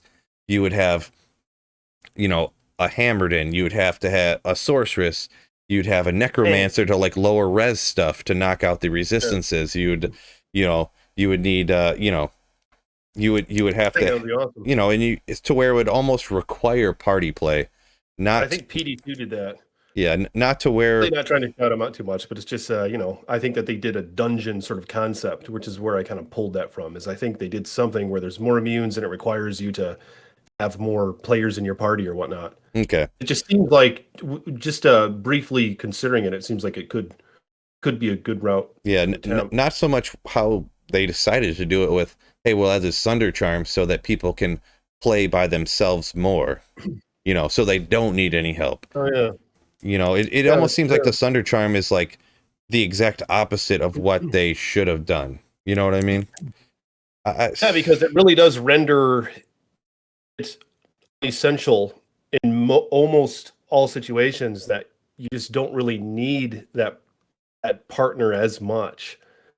Yeah, I kind of felt similarly that maybe some challenging content would be fun in Diablo 2. Yeah, but then Beyond, it does. I'm not gonna disregard, you know, like there's a lot of more casual people too, to where the game, and this is even when I was making my comment before, I almost wasn't thinking about them, but then I got to keep reminding myself there are a lot of people that Diablo 2 is a very, very hard game for them, you know, people that don't know, or that just don't have, they don't know that you could just shop a particular wand and crack any immunity in the game, you know, like from a car in Act 1. Like, they don't know that they like start out as a barbarian or something. yeah. That there's so many people that do struggle with the game, because if you, it's like, it's super easy and basic to know the stuff about Diablo 2, but if you don't know the basic information about Diablo 2, the game is kind of difficult. It kind of is. That's true. You'll hit walls. Yeah. I feel like it would almost be fun to attempt that again, because I remember way back when I first played it, it was kind of a similar sort of thing going on where you hit a wall and you'd realize you have to respec. And I think way back in the day, you couldn't even respec at all. Oh no, yeah, So you couldn't. I had a, yeah, that's what I remember. I had an Amazon, a Necromancer, and a Barbarian back in the day, and I remember like I was trying to run Nightmare Mephisto over and over again with my Necromancer, shooting bone spirits, because I thought, like, that skill's at the bottom. That means it's the best, right? Yeah, I know. Yeah, the bottom ones always seemed like they must be the best, but that certainly wasn't always the case. Yeah, and Bone Spirit kind of sucked. No, back it then, wasn't. you know? I was running Nightmare Mephisto. I had like whatever bow that is, or there's a crossbow that has 2 to Necromancer skills. So Yeah, the green one. yeah, I had that on my Necromancer because 2 to skills. This is great, you know. Like, Yeah. I do remember that and being like, wow, I need to start over again because all these characters suck. Like, Yeah, no respecting. That was freaking hardcore. I remember getting my ass kicked outside of town, and there was a saying that the PKers would say was like, remake please, or rebuild please. No, it said remake your character please, because you really had to just start over again. yeah. And that really, yeah, you'd feel like shit when that was told to you. That was from my perspective anyway. Because you really did have to start over, you know? Like, you get your ass kicked and be like, wow. At least you could rush way faster back then, though. You could get rushed way faster. It's like or like enchant sorceresses and things like that. Well, just because like you didn't have to level to get past the ancients back then. Like, oh yeah, that was you could. Okay, I remember going into hell cows, and I was like level 3. And you would just step inside the portal, and it'd be like tung tung tung tung ping, and you'd level up, tung tung tung tung tung ping, and you'd level up, and you'd go up like 25 levels in one cow game because it was so much experience. And then after I kind of like got to know some people and got a little bit better at the game, that's the thing too. Like, people would be like, "Have you ever gotten a 99 on Diablo 2?" I was like, I mean, yeah, I've had dozens of them. Like, not dozens, but like I've had several of them. But back in the day, it wasn't a big deal. It wasn't that hard in Classic. I don't know about. It wasn't pre. It was before Enigma and all that stuff, but it wasn't before. It wasn't. It was in LOD, but like after the expansion. But it was before Enigma. You got to 99 a couple times. I had like 5 characters at once. Like, it was freaking hardcore. You would go into cows and you just have a boas on. Shunk shunk. Everything would drop dead. One multi shot. Everything dropped dead. Wind Force bows on. Is that right?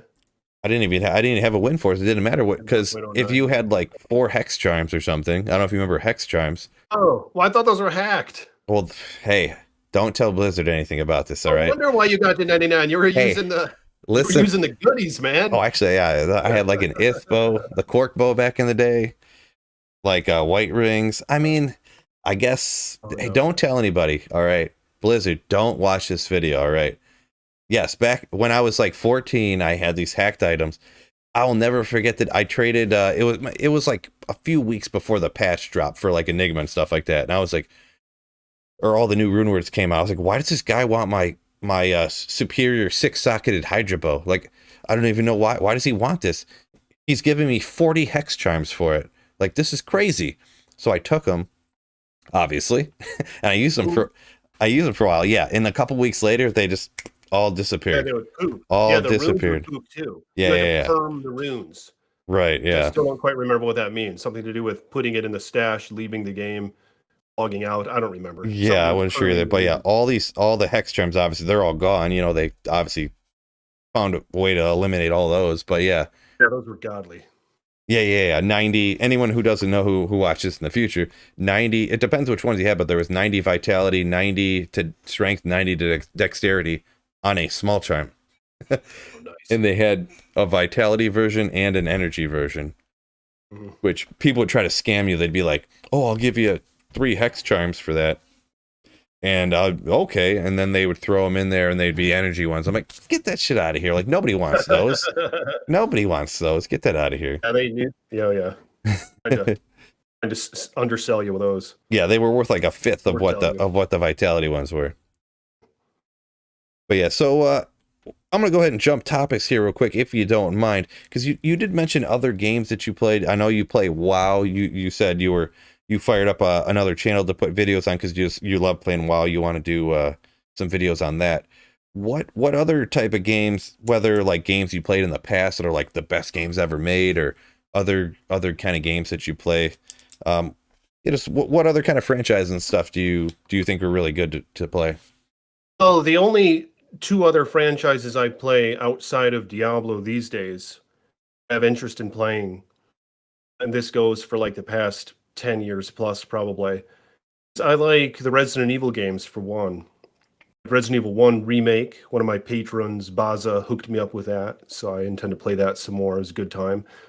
Resident Evil 1 remake, you know what I'm talking about? I think must have amped it up a little bit. And I played Resident Evil 1. I do know that. for PS1. Right, and that's when I was introduced to him, yeah. Mm-hmm. So I do like the more recent Resident Evil 2 remake. Okay. I thought that was pretty good.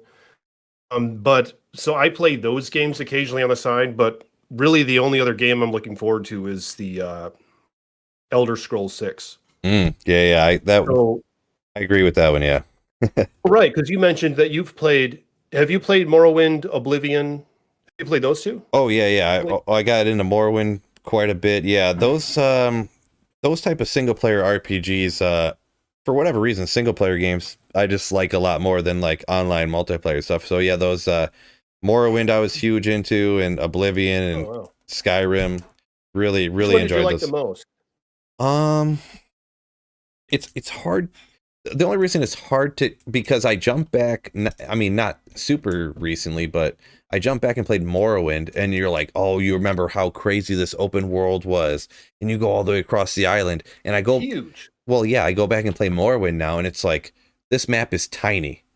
Like, really? It just looks huge because there's so much fog, and then you walk forward, and then it like loads in, and you're like, this is like the size of one city in Skyrim. Yeah, it's like, oh man, that's crazy. Maybe I'm exaggerating slightly, but it's like, it just seems so much smaller than like Oblivion and especially Skyrim. Like Skyrim, you get up on the mountain, you're like, there's that city, I'm gonna walk to it, and you walk down the mountain, staring at the city across the whole continent, and you can just walk right over to it, and it never gets out of sight. On Skyrim, Skyrim, like, was a great time. That I wouldn't say, I mean, blew my mind is a little bit of an exaggeration, but excellently made open world for sure. Like, and yeah, but Morrowind back in the day, picking between those games is so crazy. I don't know if more complex. The older ones were more complex, weren't they?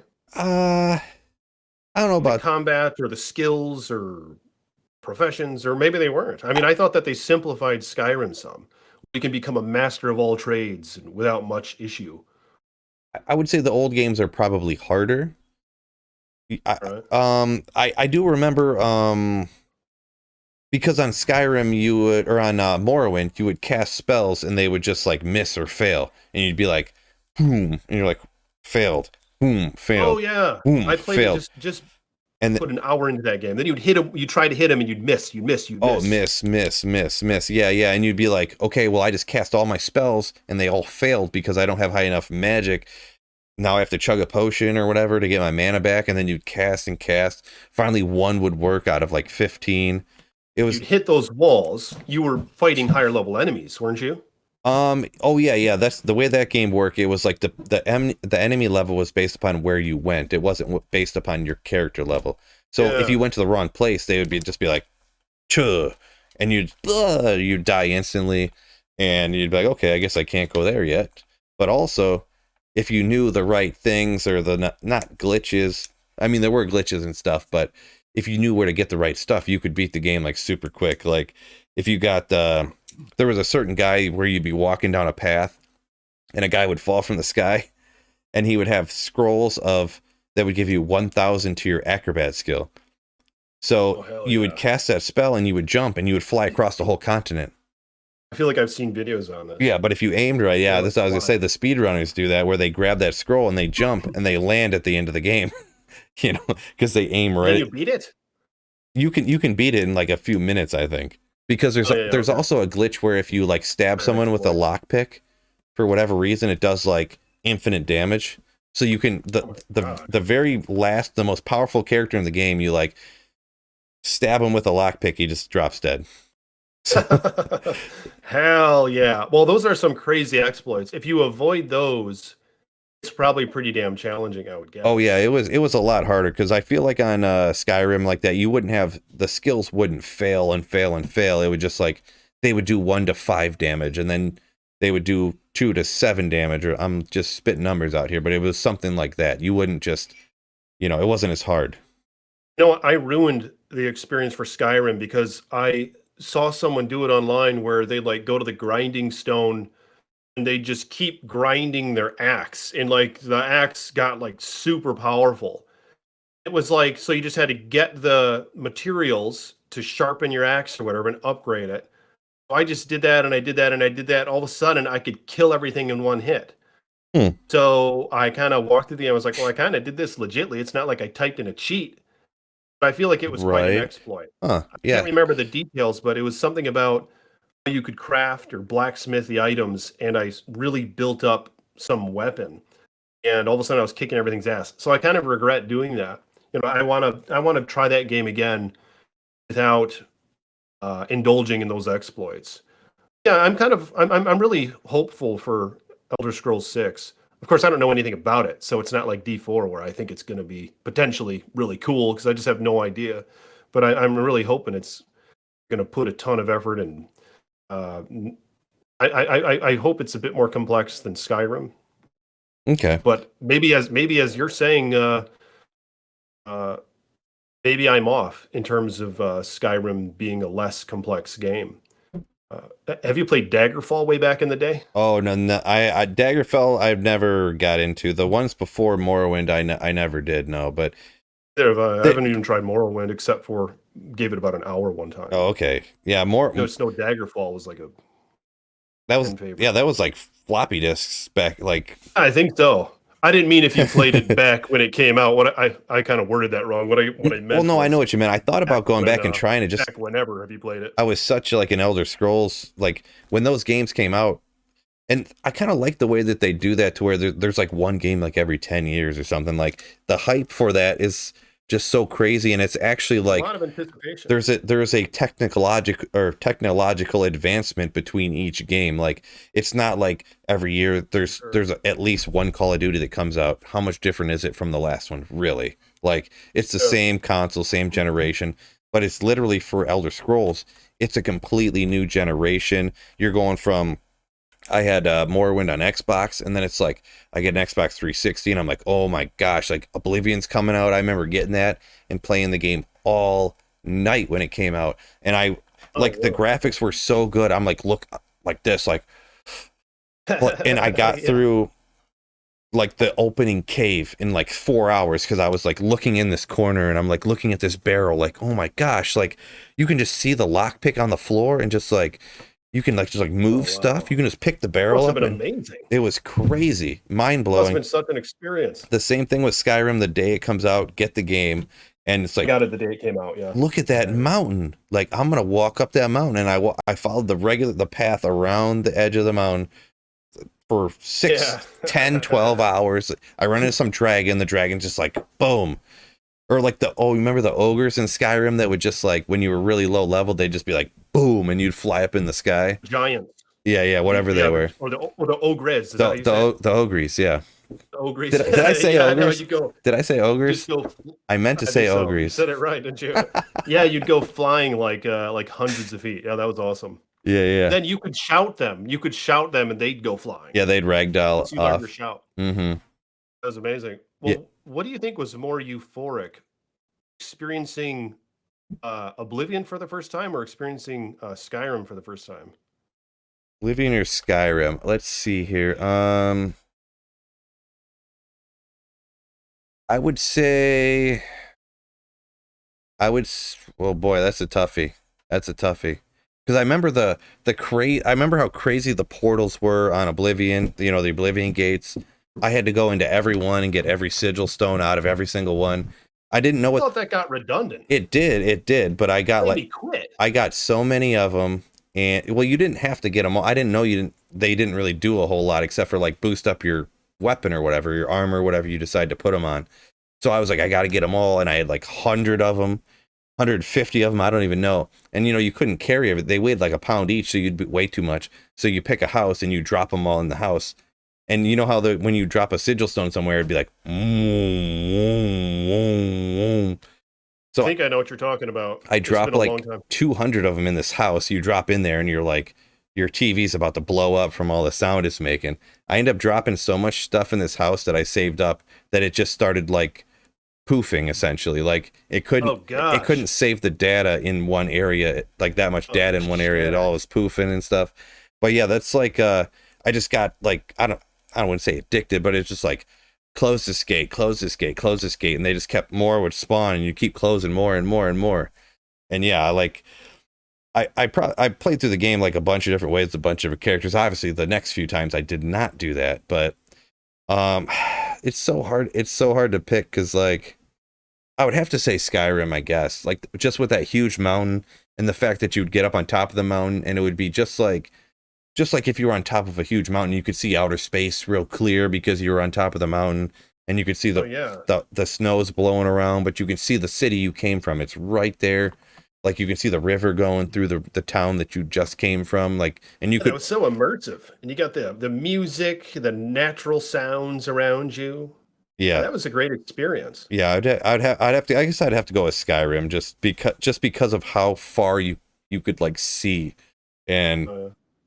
Yeah, it was. Are you going to play through that anytime? Do you feel like you're going to play just even on your own time? Do you want to explore that again anytime, or? I mean, I would, but to be honest, with my YouTube channel and stuff, I really don't have time at all to do that. Like, I don't even have time to do the things like I don't even have time to like go to the gym and stuff now as much as I want to. Like, I feel like I'm so crunched for time even as it is. Oh, yeah. Not like emphasizing more games over like what I'm already doing, so. Oh yeah, I understand that. Do you feel like you're going to get Elder Scrolls 6 when it comes out, or are you going to pass on it? I don't know how I couldn't. Like with how like it's going to be like the next game that I buy. That's how little I play other games, but I think that's going to be the next game I get is going to be outside of Diablo 4. Yeah. I'm going to get Diablo 4 is like the games I plan on getting, and then I'm going to get Elder Scrolls 6. Is Elder Scrolls 6 is just a regular Elder Scrolls game, right? Is it like massively multiplayer online type of deal? Oh, it's a regular solo. Okay. Like the Morrowind. Because they had an Elder Scrolls Online like 4 or 5 years ago, right? Or something. I didn't play that. Okay, yeah. This is supposed to be the next entry in the. I'm almost positive of this, like the single player saga official. Timeline or whatever. Yeah, I mean, I might have to switch to an Elder Scrolls channel here real quick. Oh yeah, maybe you can make do what I did, just make another channel for the game if you want to go all out, Yeah, because Elder Scrolls is I don't if they make the giant crazy open world, even if it's equal, I don't see how they could make a game worse than Skyrim, because Morrowind was awesome, Oblivion was better, Skyrim was even better, I think. Like, even if it's the same as Skyrim but a completely different world, it's still going to be legendary, like, in my opinion. Like, I mean, I'm going to have to play it, I think. My intuition is it's going to be a pretty epic game. Yeah, I think so too. Put a ton of time into it, and they've probably been paying some attention to the modding community. They've remastered Skyrim who knows how many times and added some nice things to it. So yeah, it feels like they're on the right track. Yeah, those are basically the next two games I intend to get because I don't really play many games on the site either, as mentioned. Outside of that, I like the Zelda games from a long time ago. I might try to sit down and play play through that recent Zelda game because I do have it. I have a Nintendo Switch and I like never play it. Just wanted to get one, and I have the Zelda game, but I haven't played through it. But yeah, maybe one of these days I'll mess with it a little bit more. I don't know. Once I get like YouTube all out, I have like a ton of videos and I just have time to just chill or whatever, maybe I'll play it for a day. Yeah, old men like us just have time to chill, right? Right. Yeah. This is the only time we got to chill right here. We can sit here and chat it up. Yeah, there was for myself other games like I used to play back in the day. You ever play any Final Fantasy type stuff? I played 10 a little bit for PS2. I got like a quarter of the way through the game or something. I think I was borrowing it from a friend at the time. No, that's the most I've really gave to Final Fantasy, and I know that it's a pretty epic series, but I just kind of missed that. Just the ones that you had other games you were playing, never got into those ones. I think I was playing Diablo back then. Actually, that's probably all I was doing. Okay. Gaming. Okay, because when I originally D1. Diablo wasn't out originally because Final Fantasy 7. I remember that game. That was another one where I always pick games up from a friend's house. I can remember the buddy who played that. Yeah, I can remember trick or treating. Go out every year. I was a hockey player because you could wear rollerblades and you could hit way more houses if you wear rollerblades. You can that's a great idea. Zip down the road. Every year I was a hockey player. So we'd go out, get all our candy, stay the night at the friend's house, and just crushing Kit Kats and Snickers and stuff. And his brother had Final Fantasy 7, so we took it from him and we were playing it all night. And I was like, I got to get this game. This game is sick. Oh wow! And so you, I ended up actually never getting it, but I borrowed it from him and played it all the way through. And then eventually I got it when I was like in my 20s and played it through a bunch of times again. But yeah, in my opinion, this might be controversial. Let me know down in the comments. See, that's called interaction right there. Final Fantasy 7, 8, and 9. Best Final Fantasies, all for PS1. They're the best Final Fantasies ever made. I played 10. There was too many cutscenes in 10, in my opinion. It was all... They tried to make it too really cinematic. Yeah, they tried to make it too fancy, in my opinion.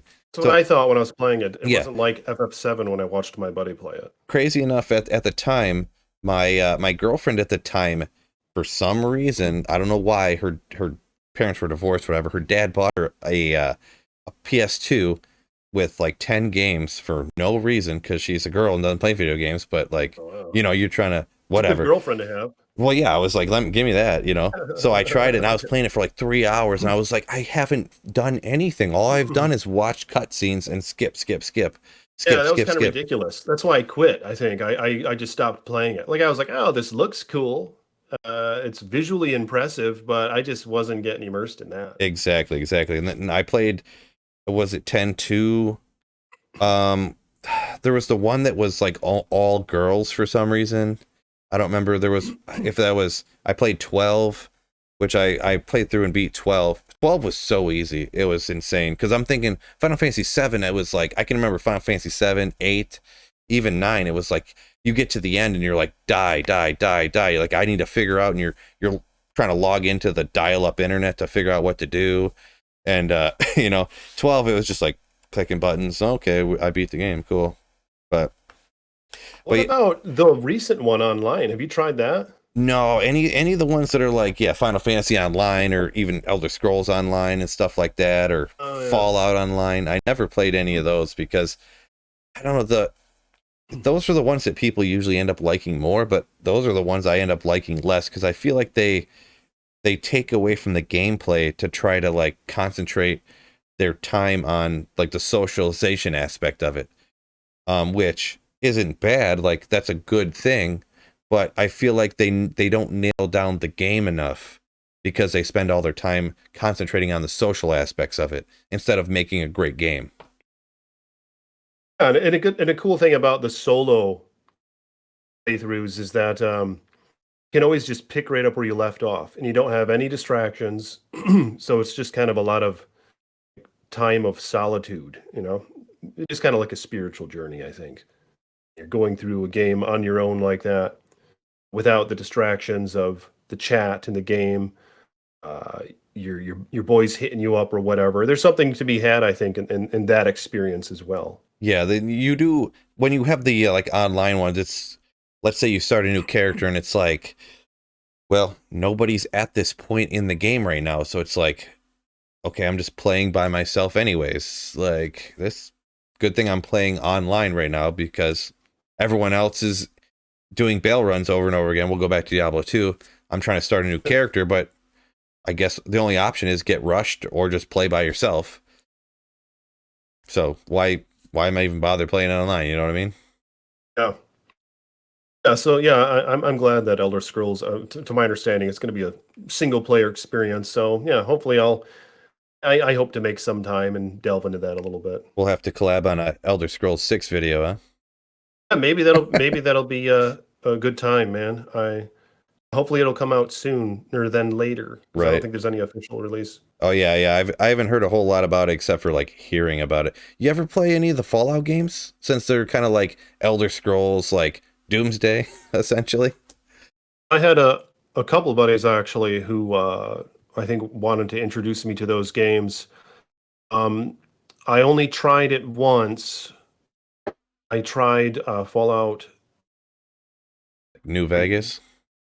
Wasn't New Vegas. I think it was just Fallout 3, Okay. and that was supposed to be a really good one, right? Made me. I got a little motion sickness playing it, so I just stopped, and I was too busy doing other things then I guess because I gave it a shot. I could see the appeal, I think, when I was playing it. But I didn't give it enough time, you know. So, but yeah, I got motion sickness playing it. It was messed up. Huh. So maybe that was the primary reason why I stopped. Yeah, that's It's odd because pretty it's made by the crazy. same Yeah, it's made by essentially the same creators of Skyrim. it's essentially the same type of gameplay, just with like a different skin, sorta. But Oh, no. it's a pretty cool game with kind of an interesting story, like, you know, futuristic, but like in the past, because it's got like that. It's essentially takes place in a time like if back when we'll say there was the whole like nuclear bomb scares in like the 50s and 60s, you know, when like our parents or whatever would have to hide under their desks, like instead of fire drills, they do nuclear bomb drills, you know, like it takes place. I don't know exactly what year, but after if the nuclear annihilation really happened back then. So it's like, Apocalyptic setting or something, right? yeah, I kind of find it super interesting in the way that they set the game up with how highways are half destroyed and like this bridge is missing. Cool. And you can kind of see different places where it's like, oh, it looks like a battle took place here, like during the war or something, or like you see even just like the creepy, disgusting stuff to where there's like a dead body here that's like holding a teddy bear or something, you know, and it's like somebody designed this stuff for the story of like what was this person doing when this happened and all this different kind of stuff. So Aren't there like aliens and shit in that game? there's like there is, but it's like that's like kind of almost like an Easter egg kind of thing, like a hidden thing. Like if you go off in the certain areas, there's like there's like crash flying saucers in certain parts of certain games, and then you like find the aliens.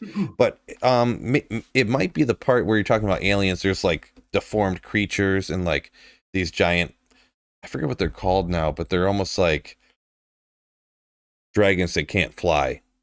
I forget what they're called now, but they're so fast and they just slaughter you. Similar to like in Morrowind, how you were saying like there are certain areas where monsters are way too strong for you.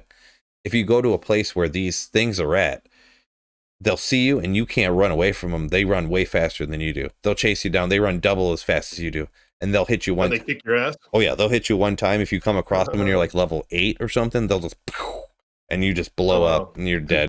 So you gave that you played that game through Fallout 3?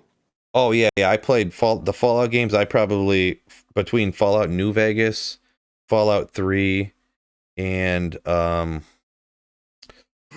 what's the there's a newer Fallout. Is it Fallout 4? It's just Fallout 4. Okay, I couldn't remember, but You played that? yeah, those Fallout 4 is really, really, really good too.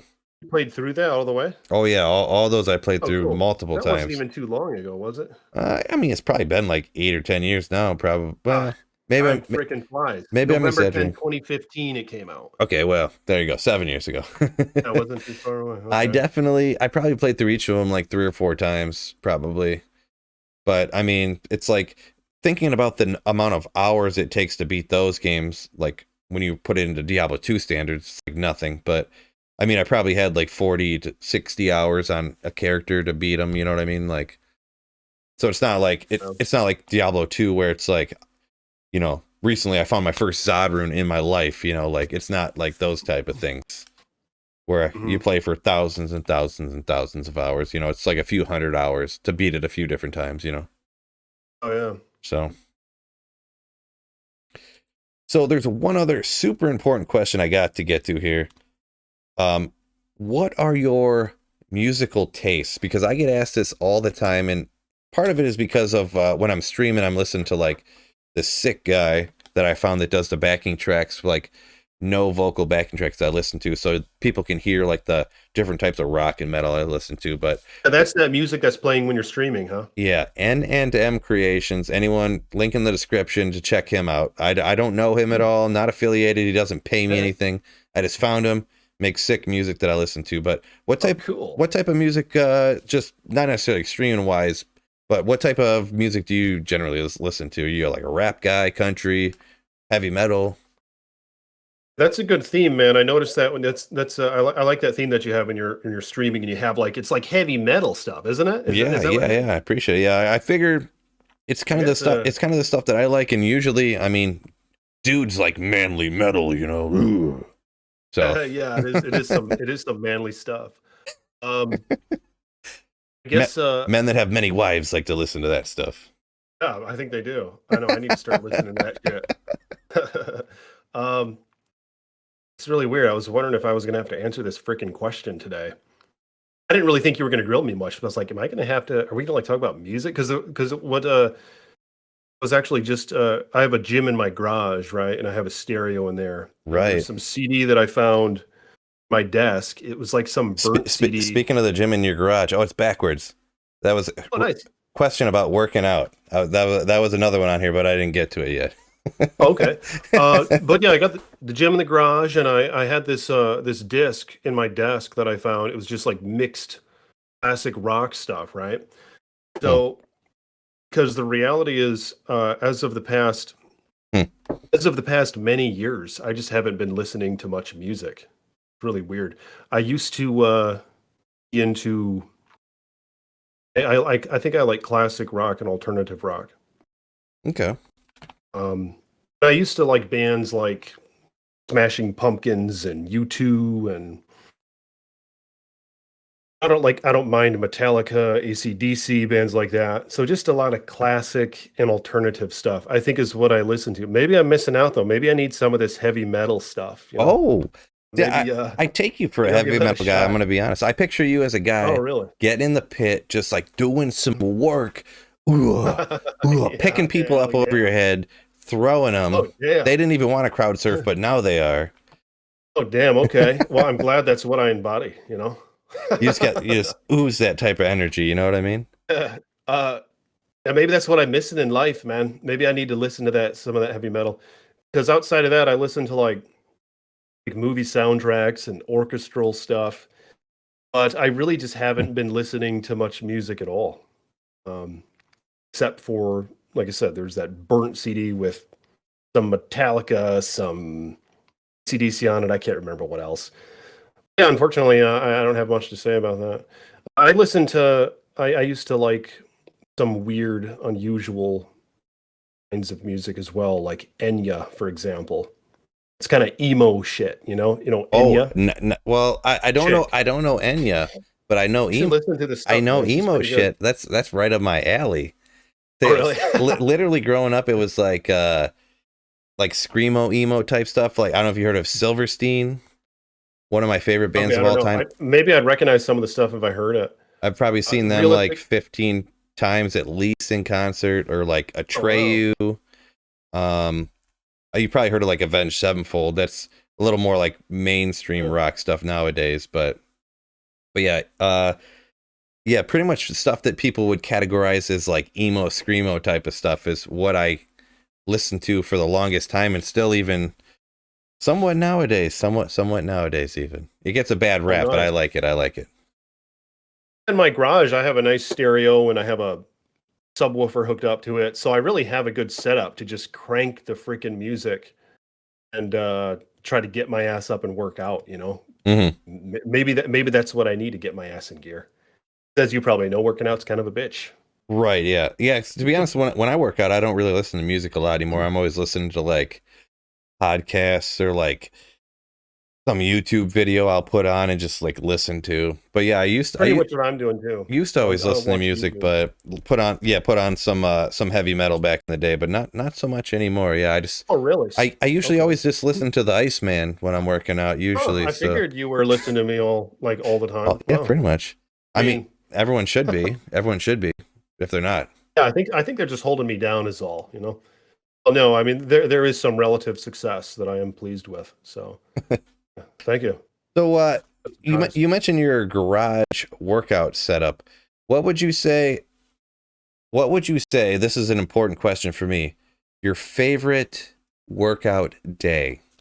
Everyone's got their favorite. Usually it's like chest day, but Oh yeah, what's your? mine's chest day. Oh yeah, yeah. Hell yeah. Ooh, you're like, Because I mean I feel like I have a pretty good bench press, but I keep the weight off my chest by a couple inches, so it doesn't really count. But I can press some good weight, I mean, man. it's all right. I usually do too. Just I blew my shoulder out bench pressing actually. It wasn't even that much, but well, I mean, I didn't warm up. I was like, I don't have enough time to go to the gym, but I'm gonna go and I'm gonna get it in today. So I didn't stretch or anything or warm up. I threw on 225 and just went for it. And I was Oh like, nice. put down 1, 2, and I was like, Not even warming up. oh, and then it like hurt. I got up, I paused for a second. I did like 4 or 5 more. I was like, that don't feel great. And I did another set of like 8, and then I was like, oh my God, that does not feel good. And I just left. And then like a week later, I kind of feel bad. I never told the people this happened, but we went and visited some friends that have like an autistic son who's like 10 years old. And so I was watching them in the house real quick while they were getting some stuff out of the car, and all of a sudden I hear like this, like the dining room chair sliding across the floor, and I walk in the dining room and he's on top of the refrigerator, right? Which is they hide their Oh chips and god. stuff up behind in the shelves, and so I'm like, oh geez, he's like standing on top of the refrigerator, this 10-year-old. So I Oh reach my up and I god. grab him off the refrigerator like this, and I felt it tear, and I was like, Oh oh wow. my God, like. And yeah, it was never the same. So yeah, it's hard for me to when I bench to get all the way down anymore with this side. It's real I hope rough. that kid's So thankful you saved him. well, I mean, maybe he would have been fine. I don't know. Like young kids are very flexible and very limber, so he probably would have been fine whatever You happened. probably But would have just bounced or something. yeah, these kids these days, that's how they You are. just hurt But yourself for no reason, man. yeah, when I grabbed him, it was just oh my gosh, ooh, ooh. That was after you already heard it in the gym. Yeah, that was about a week after I had done that. Oh, that So and it sucks. was it was yeah. So ever since, how long ago was that? Have you been dealing with that for Probably years? about 4 years ago. So And yeah. you still have pain from it, huh? Oh yeah, there's a when you tear your AC joint, you can't really see it on the camera, but there's a lump right here of it's where your collarbone goes into your shoulder, and when you tear that ligament and the cartilage, the bone sticks up a little bit. So I have a Oh lump my on top of god. my shoulder over here that You're still doing? you can't there's no surgery, like you can't fix it. All they can do is like shave the bone down so you can't see the lump. You can't like put it back. So, Oh wow. yeah, it's just what it is. Still do free bench press then? I do, yeah, but I don't I Okay. never try to max anymore. Like I might have done That's two probably good. like since that happened, I might have done even 225. I might have done it maybe 2 or 3 like total like days since that happened. Okay. So like I usually might get like 185 on there and just do 8 or 10 of them for 2, 3, 4 sets or something and call that a day on bench press. And then I'll do some cable pullovers or whatever other type of chest exercise that's like, you know, not going to cause me a problem. Yeah, I hurt myself benching as well about 15 years ago or something. And because I would go all the way down. I think I was doing, that's when I started doing heavier weight. And I talked to a trainer who was in the gym, and the guy looked pretty good. He had, he was swole, he had a good body. He was like, "Hey," he was like, "you might want to just not touch your chest." I was like, "Really?" He was like, "Yeah, just don't touch your chest when you do bench press." Because that's what he did, and he was all swelled up. He had big pecs and all that. So he kept it off. He kept it off his chest like this much, like a couple inches. So I just started doing that. I was like, "Oh," I was like, and I haven't hurt my shoulder since. Fortunately, it wasn't as bad of what you did apparently, as what you did, because mine I don't notice, but I did hurt it for several months, about 15 years back. And, Yeah. I started lifting pretty much. Gotcha. Yeah. That was, yeah, unfortunately, it's always, it was the kid's fault, really. It's always kids' fault. That's everything in life. It's the kid's fault, right? It ruined it for you, man. Sucks. But, I what I've been doing though lately is I kind of changed my,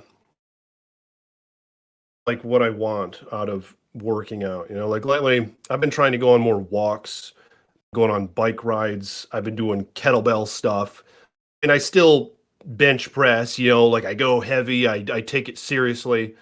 I'll do, I'll curl, also I'll take curls seriously. I do like, I have a set of 5s to 70s and dumbbells. So I'll do curls and I'll do full bar curls. I do still take chest and, shoulders and biceps. And I do relatively low reps, and I still try to build some muscle or whatever. But for the most part, I just want to be healthy and feel good. So a lot of that has to do with, like, I started getting a bit of a tummy, and I don't really have an excuse. I don't eat that bad. I don't eat a lot of sugar. But I just sit around a lot. It can be easy to just sit around and watch YouTube or play games or make videos. And so I get out of the rhythm, even though for the longest time I have been working out. Ever since I can remember, I've really been going to the gym 3 or 4 times a week. I never really took a break.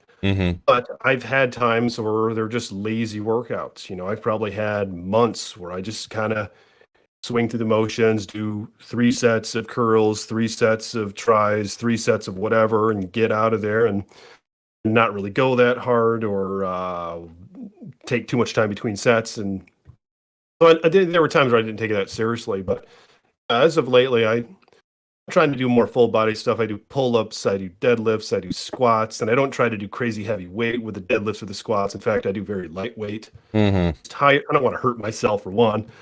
But I'm just kind of thinking about, I want to be healthy in the body and mind. Like when I was in my early 20s, I just wanted muscle, and but that's such an unhealthy approach, because I would just put a bunch of shit in my like the weight gainer supplements, and just eat a bunch of garbage just to try to gain muscle.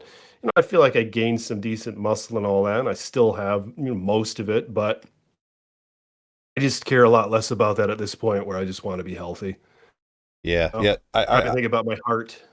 Yeah, I definitely feel on that one. It's that's a really important thing to me, because not to put it down on it. My dad passed away. He was just 62, heart attack, because of like weight and stuff. So it's like, that was a few years ago now. So yeah, that's really in the last few years, it's really become something I got to pay attention to. High blood pressure runs in my family. High cholesterol runs in the family. So it's like, geez, but I've been trying to really get more on cardio, and it's been coming along a little bit. I've tried to, I've usually stick for working out. I go push, pull legs. I've been doing that for a long time. Instead of doing like a 4-day split, like some people call it, like a bro split, the 4-day, but push pull legs for 6 days a week. But I decided I haven't been able to, like, originally I started that because I was going to work out 6 days a week, and I did for a while, that works great if you can work out 6 days a week. It's a little it's a little bit tough. So I've started to switch it to where like I do like a small cardio warm up every day of 10 or 15 minutes where I'll do either stairs or bike and then do my push pull legs, and then I'll do one full day of cardio of like 45 minutes on like that's nice. All like no matter what I do that whole day. Part of that too is because I don't know if you ever seen I've been doing it for a few years, but I do this fight for air climb, like it's like a charity stair climb thing that I do every year. So I do a lot of stairs and stuff like that, and so yeah, like that's another reason to do just different cardio. It makes that charity thing that I do every year a lot easier and stuff. Stairs will kick your ass, won't they? Yeah, they definitely can. The first year, man, my wife, she was my girlfriend at the time. I almost left her. I'm just joking. But she's been doing this since before I met her. Like that's how I got into it, is because she did the stair climb thing, and she's like, "Oh, come on, you know the Renaissance Center in Detroit, right? Do you know? Have you ever been to Detroit? Like I know you said you live a few hours away, but I went to the Renaissance Festival."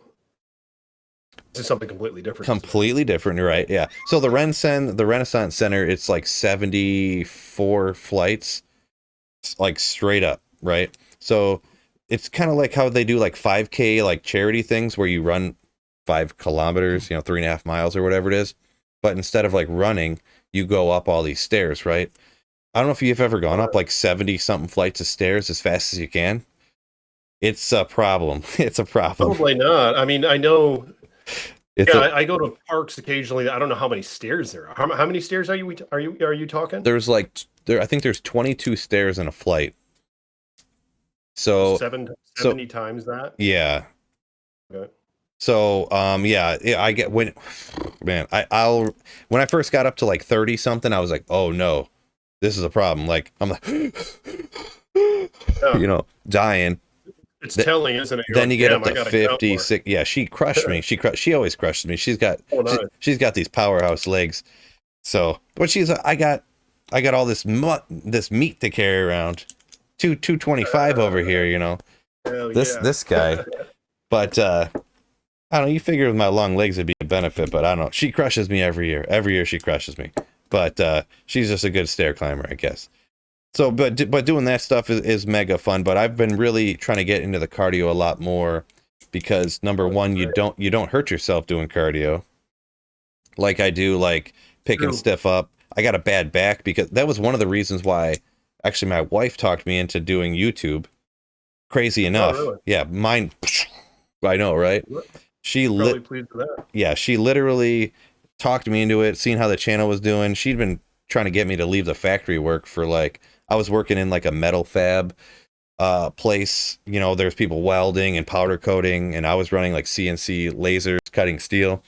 And I picked up a huge tube, like essentially like in a deadlift fashion, but I picked it up and I went to walk and I felt a pop in my back, pinched a nerve, fell over, collapsed, and I couldn't walk for like a week. Oh my God. Back hurt. It still hurts now. Like every once in a while my leg will tingle and stuff. So it's been messed up, but yeah, that's why a big reason why I'm kind of shifting away from like lifting heavy. I've only deadlifted probably 2 or 3 times in the last year because of that, even though deadlifting is like so good for you. I just do lightweight on I have a deadlift hex bar in the garage. I have a 45 on each side. Sometimes I'll add to it, but I just do 15, 20 reps, couple sets. I could do a lot more, but I don't care to, but I still want to get the motions in, and the squats more. I kind of do lighter weight. Yeah. With squats, I don't think I even ever put 225 on when I squat, and when I'm deadlifting. I mean, I find deadlifting easier, but it still just scares me, the whole motion. So I don't want to hurt myself. Yeah. That's what my concern is. I'm like, fuck, I'm not going to sit there and yank or stand there and yank and hurt myself. So I just do light stuff. Yeah. The few times I've deadlifted, I've put like 225 on is like, I'll put a little lower and then I'll go to 225 on deadlift. And I can remember putting, plate after plate after plate on it and pulling on it, and you drop it down and you're you see spots, Yeah. you know, and you're like, well, whoa, like I don't want to fall over in the gym right now, but like, you know, you got 5 plates on each side, and you're just like ripping it. I ain't doing that I ever never again. took deadlift seriously just because it scares me. You know, I see guys yanking and I just don't want to, I want to end up in a bad place, you know? Yeah, because back problems are no joke. Now that I got a shoulder problem, I got a back problem. You know, like I go hard with my chest, with my triceps, with my shoulders, with my biceps. Outside of that, I don't go hard. I don't go hard with squats. I don't go hard with deadlifts. I like pull-ups. You know, I do a lot of pull-ups, several sets of pull-ups. But and I'm a pretty heavy guy. okay, you can just rip out a bunch of pull-ups, huh? I do pull-ups, but like not that I can only get like 4 or 5 usually in a set. Like It hurts, man. You could come over to Ice Boy's gym and we could get up on my we could hit it hard in the gym if you want, man. Because I got a nice pull-up setup. I I'll mean, show you one day what I you do. said you live a few hours away though, right? You said It'll what be a the long trip. We'll get a good workout in. get a good workout in. How many pull-ups do you think you could? How many do you do in a set? Well, in a set, I do about 12, and I do 3 sets of that. Okay, I weigh wow, 240 pounds. holy You know, shit! I'm 240. Yeah. What?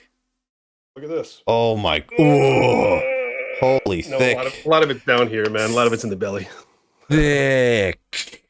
I mean, I'm not short though. You know, I'm about 6'3", so Oh no shit. Okay, yeah, that's we're part of what we're like the same height then, yeah. But you're like Oh, nice. husky. Yeah, I'm right at 6'3", but like That's always hard to 225. tell. Oh, Oh cool. yeah, impossible to tell. Impossible to tell when you're. You're 225? Yeah. Oh, nice. That's when I was 225, I was pretty pleased because I didn't have like a fat belly. So I'm kind of looking to shave off some pounds, you know, on the belly. I mean, I don't want to lose a bunch of muscle while doing it, but yeah, I'll do 3 sets of 12 pull-ups God is also what I damn, do. pulling 242. That's crazy. I gotta stop. I always had a strong back, man. I gotta stop making excuses for myself. I'm thinking like if I lose like 5 or 10 pounds, I can pull out like more pull-ups. But I'm like at 225, it's like I can only get like 4 or 5. Are you talking like under grip or like wide grip? Well, I do both. And I also have a bar that's like a ladder bar, so you can grab it like this, you know, there like that. Okay, yeah. It's a ladder bar, but I have the full bar. I do. I don't know what you call them. Are they chin ups, reverse?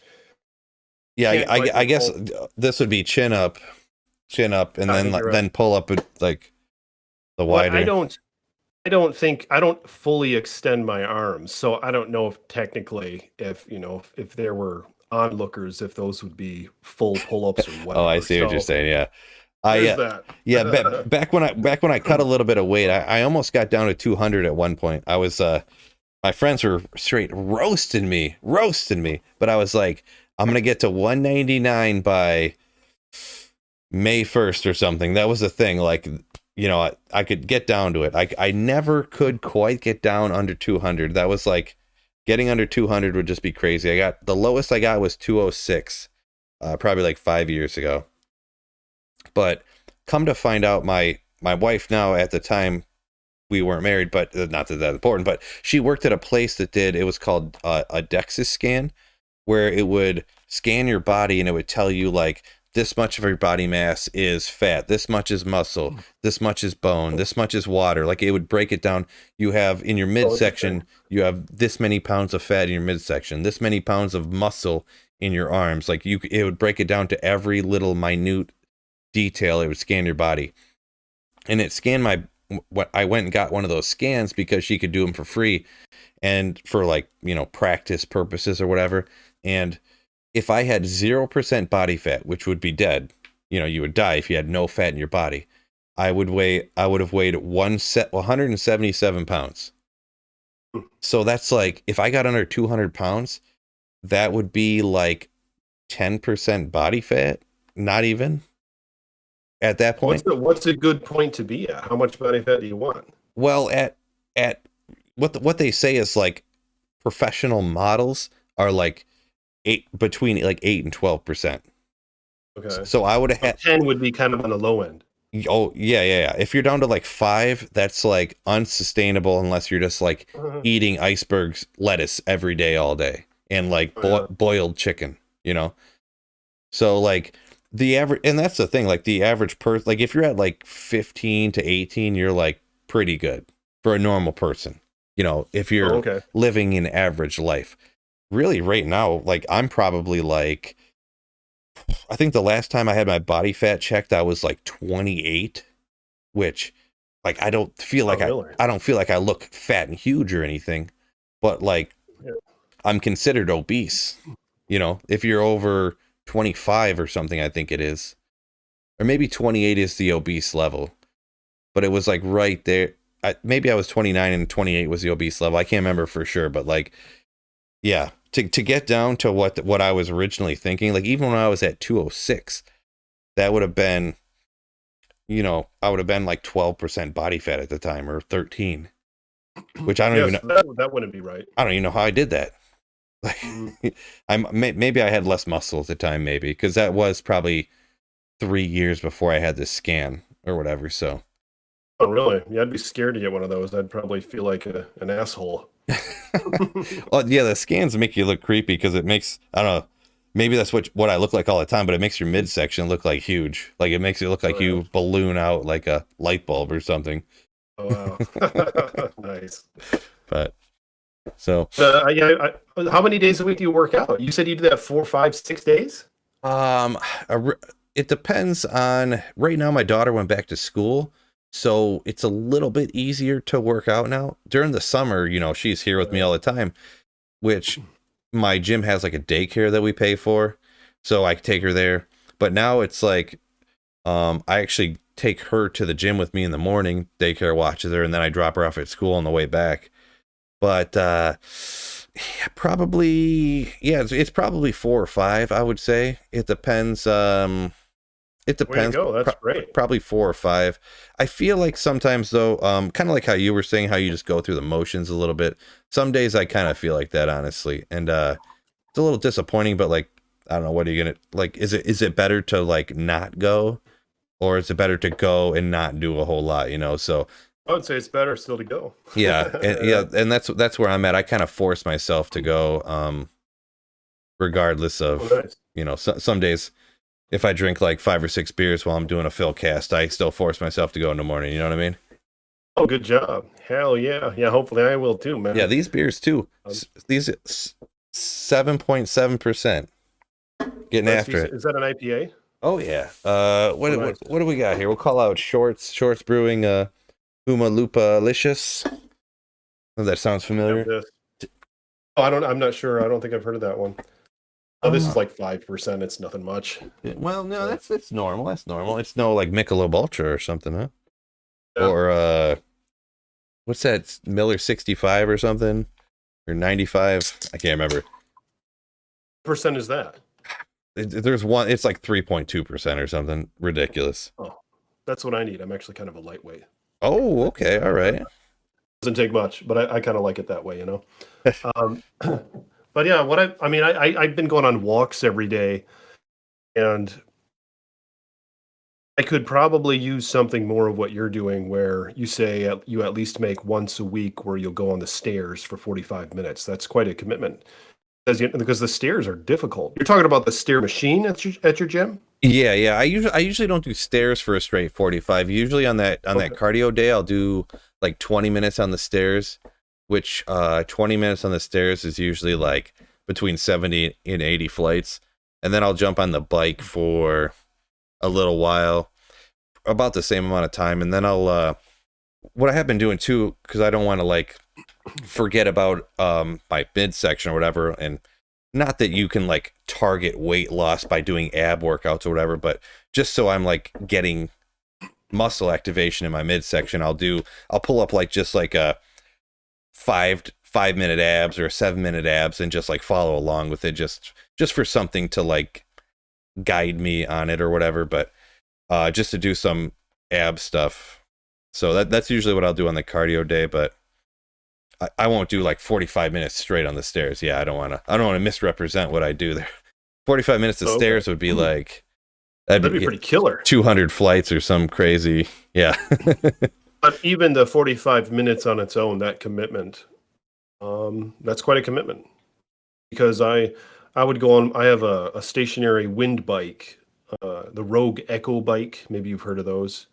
Like those common assault bikes, or the big wind bikes with the arms and Okay. the big fan, kind of old school technology. It's like a Schwinn Airdyne. I really like those, but the bike will kick your ass if you want it to. But I've been going on that for like 20 minutes, but it's been many days since I've even used that. Because I've kind of just been excusing it as cardio, the fact that I'm going on a couple walks a day, So I've been going on a couple walks and doing some weights. Yeah, realistically, I need to implement more cardio. I do have a bike, I suppose, so I have been biking. Okay, yeah, that's what I've been. Every once in a while, I'll hop on my bike. My dad was big into bikes and stuff, so it's kind of, and it is a little bit entertaining just going in a different place, or just That's what I like about it. Yeah, exactly. And you can cover so much ground, so you can kind of, you can get into newer places faster, and it's not so much like, let's say you go running. Like, I've never been a runner, so disappointing. But you go running, you can go like a few miles, so you can't even go that far from your house, or you'll never make it back, In my experience, anyways, I'll never make it back. But yeah, I'm a horrible runner. Yeah, you hop on the bike, and you can kind of get your heart rate up, you kind of can push it, but you could also just like let off at any time. I feel like with running, it's like you're either running or you're not running, it's like there's no in between. But with the bike, you can go hard, and you're like breathing heavy, and then you hit a huge hill, and you can kind of like, you go hard up the hill, and then you coast down, so you have a chance to catch your breath. So running is intense. I did some interval running the past week a couple times. It wasn't much at all, but it's the most I've done in a while. Yeah, you're right. Running, you're either doing it or you're not. And on the bike, you can kind of make it whatever you want it to be, which is probably why I like it. It might not be a good thing, because you can just chill on the bike. But yeah, I mean, to a point, but I do like the biking thing. My brother's been big into biking. He kind of proud of my brother for what he lost quite a bit of weight since my dad passed away. And he's done a lot of biking, a lot of getting into the gym and stuff like that. So, and that's part of the reason, like I mentioned a second ago, because my dad was big into riding bikes and stuff before he passed away, and that was kind of the crazy thing too, that he ended up gaining weight, but he had to get his knee replaced, and he was afraid of the surgery and whatever, so he didn't really do as much of that stuff. But that's a big reason why, anyone out there, any y'all, make sure you stay active. Iceman staying active as shit over here. And Sweet Phil trying to stay active. Y'all got to stay active out there, right? It's nice to have some accountability, 'Cause, sometimes I'll try to get my wife to hold me accountable to make sure I exercise, a way or two in the day. So yeah, that's a good thing, I think. Because I mean, I have a lot of improvements to make, Right. I could probably lose about another 10 or 15 pounds and be good. Yeah. I mean, I probably drink a few too many of these on occasion, and I really don't eat too bad. This is like 75% of the problem right here, I guess. Oh, really? But I mean, no one's perfect, right? That's true. So, all right, we're looking at, it's about 9 o'clock here. I'm gonna have to put my daughter to bed real quick, but so we're gonna have to call her a night on the Phil cast here. But it's been great talking to you, my man. It's been great talking to you. You as well, Phil. Appreciate it, man. Thanks for having me on. Yeah, not a problem, not a problem. There's actually, crazy enough, I got more stuff on here I was going to ask you about, but we're coming up against the time clock here, so maybe we'll have to do it again, not so in the distant future, huh? Yeah, let's stay in touch. That sounds great. All right, sounds good, man. Thank you. That's exciting. It's been awesome. May you have many riches in the future, and may the stars bless you with all of everything you desire. May the star. Thank you. Hell yeah. Shit it, bro. All right. Peace out, Iceman. And don't forget, before you guys go, hit the like button. All right. Ugh.